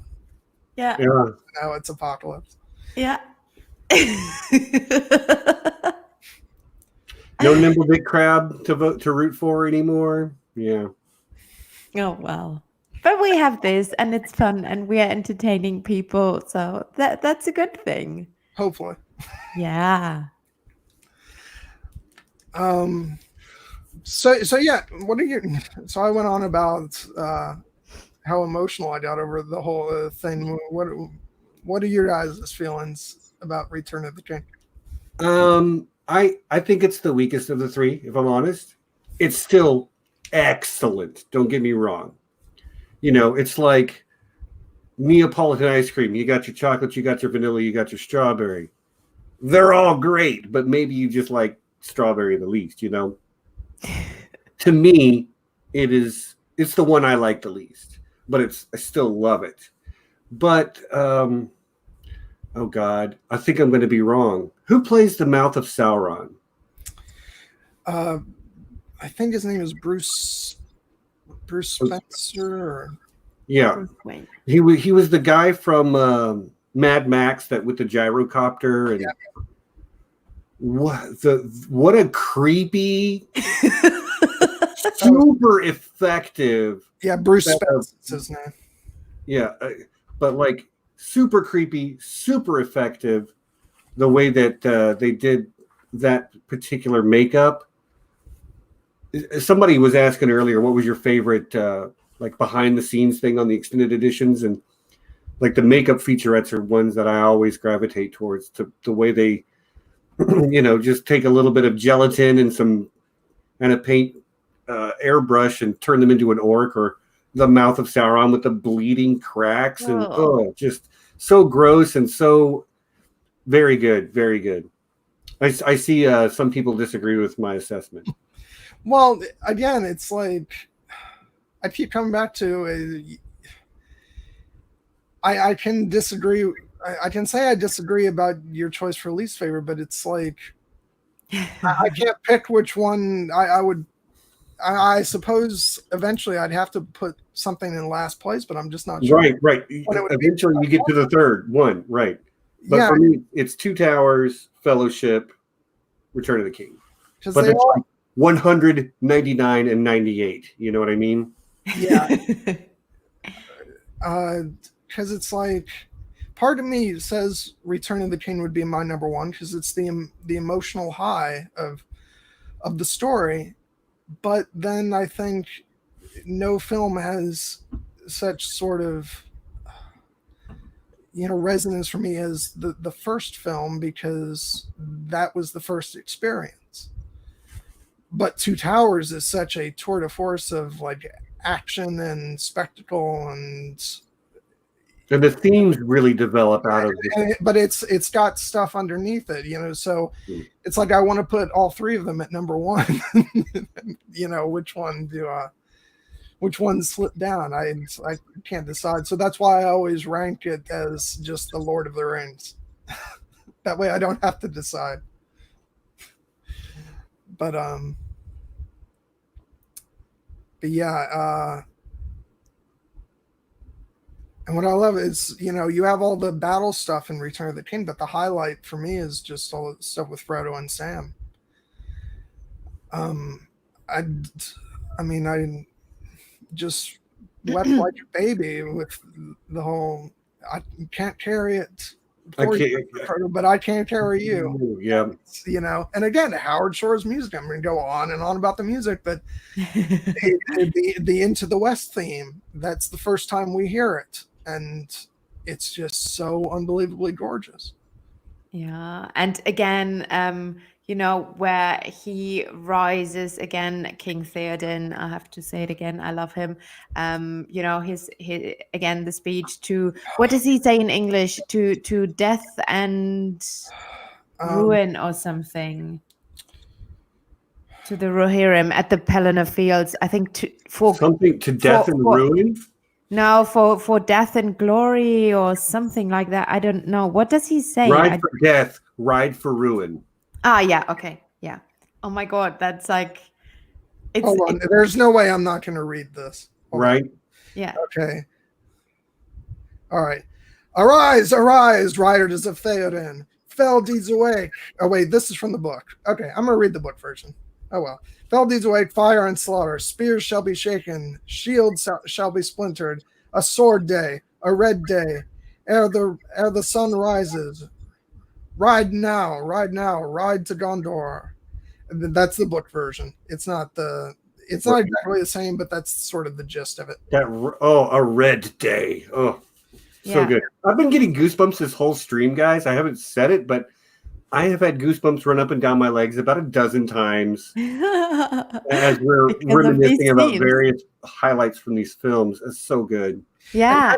Actually, and that we still remember them, that's so, I mean, I've seen it many, many times, but if people ask you, name 10 epic scenes, you would find them. Like, you don't even have to think about them. And that makes a movie so great. You might be able to find 10 epic scenes in each film. Yeah, maybe. Sometimes I get them confused though, because I really always, not always, but I always binge them at least 2 at a time. And then I sometimes get confused what happens when. But yeah, still. And for me, I love that Gondor Rohan lighting of the beacons, the symbolism So beautiful. behind that. Sorry. It's so beautiful. Yeah. That's a purely cinematic moment because Yeah. again, that's not something that you can do in a book. That's Yeah. visuals and music, and Yeah. it's beautiful. And then your heart is like, oh my God, yes, they're finally helping. And when they then really come, because I mean he set it up, and it was not like Denethor lighted the beacons, but that was so good. And them then showing up, and because if you know the history behind it, they always like the Gondorians, they gave the Rohirrim the land of Rohan, of Kalinadon, and they always had a really, really good and strong relationship. And then Sauron kind of and Saruman destroyed that relationship, and now they are friends again, and there's hope again. So I hear myself. Is one of you? It's weird. I have my headphones in, so I shouldn't be me, but like I know occasionally I Oh, okay. in other streams I've heard that too, so I'm not Yeah. sure what Okay. causes that. Yeah, it's fine. It's just couldn't fucking with my brain. Sorry. Um, yeah. So that scene, those beacons and then showing up. That's also one of my favorite scenes. And what I didn't like, and that's like whining on a very high level, was how they portrayed Denethor. Because actually Denethor is a bit different in the books. Yes, he's definitely not a good guy, but Denethor is a really strong person in the books, and he wasn't always a bad person. He's a weirdo, but he is actually a really good and strong ruler. Yes, he was strict and everything, but how he treated his people and everything, the treatment of his sons, that was portrayed correctly, and that is fine. I was okay with that, but he I don't know, I didn't like his portrayal in the movies, particularly. I got why they did that, certain things, but yeah, he's a very different person. He's actually a really strong leader, someone like King Theoden, just for Gondor. And yeah, and you must know he had a Palantiri for himself for years, and he was withstanding Sauron for such a long time using the Palantir. And he always slept in his armor and everything, and you don't see that in the movie, so that was a bit sad. Yeah, I do want to point out that I think that John Noble was incredible in his portrayal of the character as written. It, but yeah, there is room for criticism for that because they didn't include all the stuff about him having the Palantir, Yeah. which I think could have added more dimension to the character. But I do also think it was another element that I think they didn't want to take time for because there was so much in the film. But also, I think they really wanted to highlight sort of the dysfunctional family of Denethor, Boromir, and Faramir. Yeah. And so they chose to focus more on that than any external force that was influencing Denethor. So and for everybody who doesn't know, Faramir and Boromir were actually also from an elven line. So one of their four mothers, is that mothers? Forefathers. She was an elf. And I don't know if many people know that, but similar like Aragorn, they were 100 like elven, like not 1/4, like very run down, but yeah, they were of elven heritage as well. Yeah, and I'm going to take the moment to actually, yeah, I do hear an echo from me too. It's Yeah, it's I don't know weird. what's doing that. Just blame Stephen. Yeah, I do most times anyway. I mean, you can blame me if you want. I don't care. I do want to take this time to just champion sort of the love of John Noble, because whatever one thinks of Denethor in the films, he's a phenomenal actor, and if you haven't seen the TV show Fringe, he is remarkable in that. So I just want to tell Denethor, like, learn to eat a tomato, my dude. Oh God. that is such a gross scene. It is. I'm just like, what are you doing, man? But I mean, the direction is so great because it's supposed to kind of freak you out. Yeah, and it should, like, blood will be spilled. Yeah. Foreshadowing. But You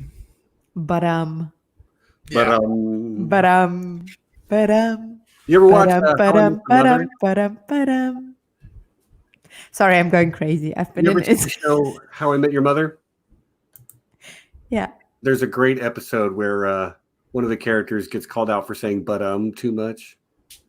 Who? I do not remember that one. Robin. Okay. Yeah, she does. Yeah.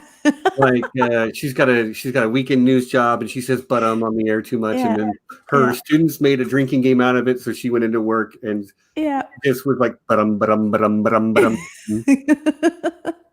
Good stuff. I'm sorry, John. I'm done trolling you now. Great. Now that's always going to be in the back of my head now. Well, you're at in the back of my head because I hear your voice double. So, what else in the movie? I mean, I pretty much love everything about that. There's very little that I can point to in any of these films that I can point to as a criticism. Very, very little. Like even going so far as to say, Return of the King is my least favorite of the three. Well, what's wrong with it? Nothing. Yeah, exactly. Yeah. It's just the least, like, I get the least emotional highs off of that movie, I think. Yeah, the thing is, I'm struggling because we only have so much time here, but in the future, I really do want to do probably some streams that break down each individual film, because we're just kind of skirting the surface of each one. But we have to rewatch it because I watched it. Yeah, I would need a rewatch if we're going to do a deep dive. Yeah. Yeah, but God, you caught me in the middle of reading something. Gina, I am not putting that comment up because I am this is my stream and I'm a season 8 fan. So. Oh yeah. Don't hate season 8. Don't mention it, Gina. Don't mention it. He'll kick you off the stream. You can mention it all you want. It's just not going to wind up on screen. John's like, how do I ban someone?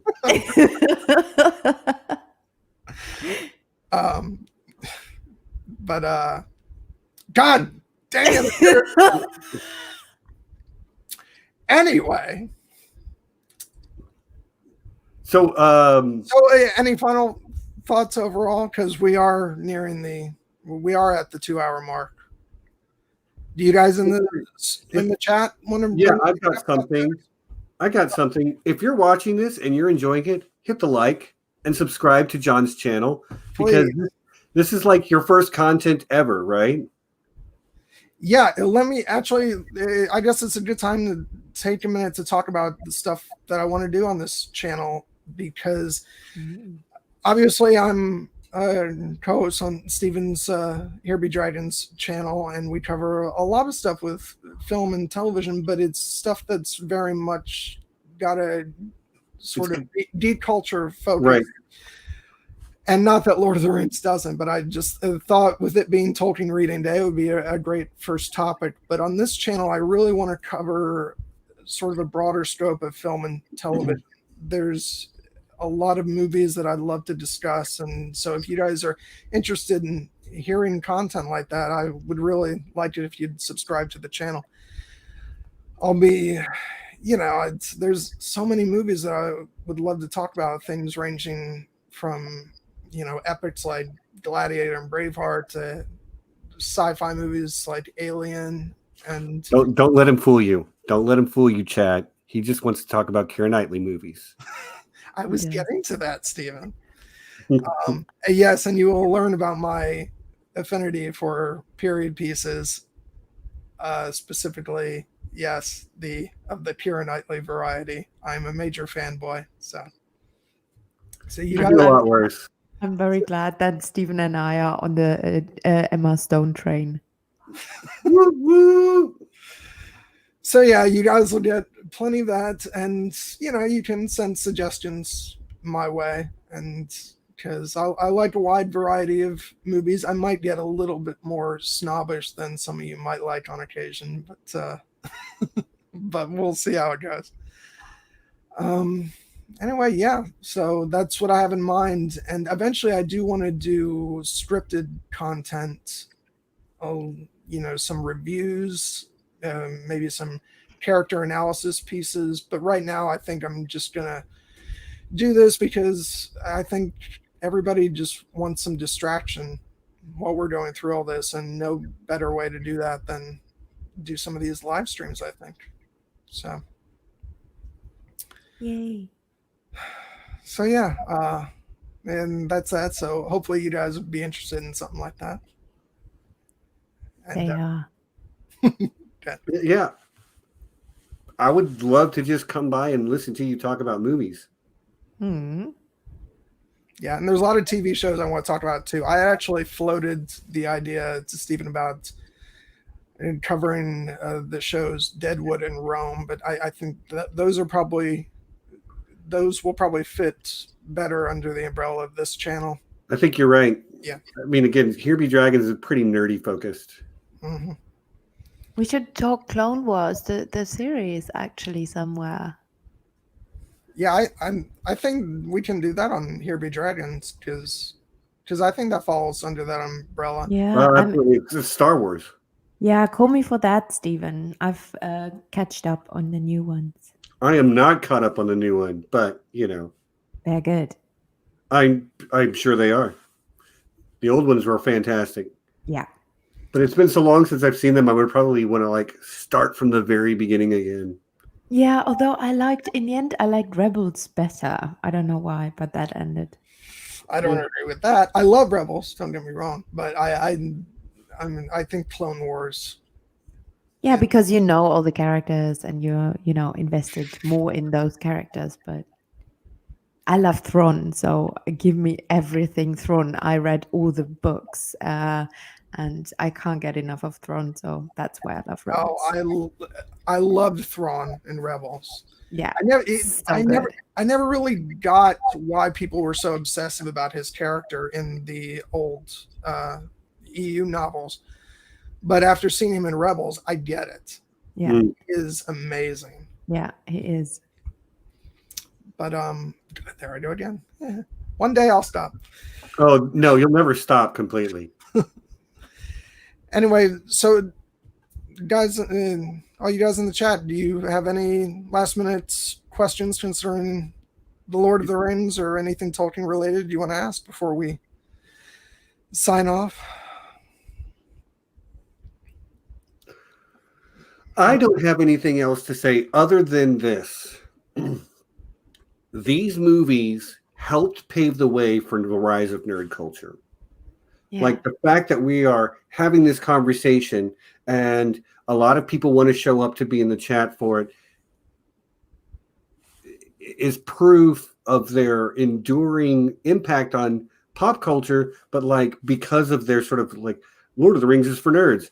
Well, this was 2001, 2002, 2003. It wasn't long after that when we started to get, we got the Iron Man movie and all of that stuff started to take off. So I think this might be the granddaddy of that sort of seed change in popular culture. And Kolnitsky says, keep going. I think we're nearing Stephen's. You're nearing my ability. You're the end of my ability to concentrate and sit still. Yeah, and no, I think this has been good for the first stream. I think we're at a good spot. I just want to mention a couple more things for people who aren't aware. I do actually have a blog. It's called concerningfantasy.com, which I'm planning now to finally doing more with, especially now that I'm starting this, because I'd like to write some pieces in conjunction with what we're discussing on here. I can't guarantee it'll be for everyone, but I will try and do some more writing for that. And oh, you meant generally. Okay, good. And then also, if you guys want to reach me on Twitter, I'm at John Webster Film. And where can they reach you guys? I am the host over at Here Be Dragons. So here on YouTube, Here Be Dragons, and on Twitter, I'm at Real Steven Stark. Helen? Yes, I'm also on YouTube, finally, as the Clueless Fangirl, which I showed up in the chat here as well. And I do Lord of the Ring content, mainly focusing on other stuff than the actual 3 Lord of the Ring books, and not doing the movies at the moment. So I focus on the wider and broader legendarium of Tolkien. But I'll definitely get to Lord of the Rings one day. And yeah, so find me as the Clueless Fangirl everywhere. I post fun stuff on Instagram, and also on the Clueless Fangirl, and on Twitter, Facebook, everywhere. And my next thingy is I literally finished today one of the coolest videos I ever did, and it's weird to talk about yourself that way, but I found out something super cool, and I haven't heard about that anywhere. I haven't seen a video, nothing. That I found that out when I did some research on one of our streams, John. And I always wanted to know, since I first met that character of the Witch King, who was the Witch King, and I always wanted to find that out. And I literally had 7 books open and everything open, and I wrote down all the notes, and I came to a conclusion, and I have 2 ideas, and I'm pretty sure one of them is correct, and that's what Tolkien actually had in mind for the Witch King, and he just gave us clues, and I think I found that out, and I'm super excited, and I'll drop that video. So if you want to find out who the Witch King was, yeah, go and check out my video. I hope it will. I need to edit it tomorrow, so I hope maybe tomorrow evening, my evening, your whatever, midday. Middle of afternoon for us. Yeah, or latest Friday, that video will drop on my channel, and it's really cool. Yeah, so I'm excited about that. And John and I will have a stream next week. We haven't decided on a topic yet. And next week, I'm also streaming with Aziz about a cool topic about symbolism and heroes, in heroes and anti-heroes in the Lord of the Ring, in Tolkien's Legendarium. Yeah, so that's Is it. he's coming on your channel? Yeah. Nice. Good get. Yeah. He's a great guest. Yeah. And then, in addition to that coming up next week's Here Be Dragons will be doing a stream this weekend on the last half of Picard. Yay. Which was very good, folks. Picard is very good. Yeah, it is. You're gonna be mad at me. I still have to catch up on a number of episodes. But that'll just make it all the more fun. I'll get to take it in all at once. John, I do want to say, like, it's not the normal time. Normally, Here Be Dragons just streams on Sundays, but we are planning on doing like a social isolation stream tomorrow on my channel. John will probably be there. Yeah. Helen, you can come if you want. I think Nessie's our regular co-host Nessie will be there. Yay. Yeah, so like if you're bored tomorrow afternoon, the time will be 3 p.m. Eastern time. We'll go for 2 hours because In Deep Geek starts right after that. So come hang out with us for a couple hours and then go watch Robert. Yay. I'll definitely, if I want to come on stream, I'll definitely be in the chat because it's a good time for Helen and not 1 a.m. Right. Yes. earlier than normally we would do. Yeah, and you're an hour ahead of, well, less behind us now because of your day saving, whatever you call it, time. I think ours starts in 3 weeks or something. All right. So I guess that's the end. I just want to thank all you guys for coming by. God, I'm so happy I did this today because I was talking about starting this, but I was kind of afraid I was going to put it off and get too nervous. So, but it just so happened that today was Tolkien Reading Day, and I said, you know what, take that as a sign, use that, and just charge on in. So I really appreciate all you guys coming by and supporting me. It's this was so much fun. And you did really good. Nobody would have known it was your first, like you're on your channel stream. You're doing this naturally. I wouldn't even think about it. And yeah, I don't have a sign off yet like Steven does, so I'll have to. Peace and be excellent to each other. Bye, my lovelies. Hey, you stole that from me. I did. I stole that from you. That'll work. Knowing me, I'll come up with something Keira Knightley related, but yeah. Oh God, we'll save that for another time. All right. Thanks, guys. See you later. Bye. Bye. Wash your hands. Yay.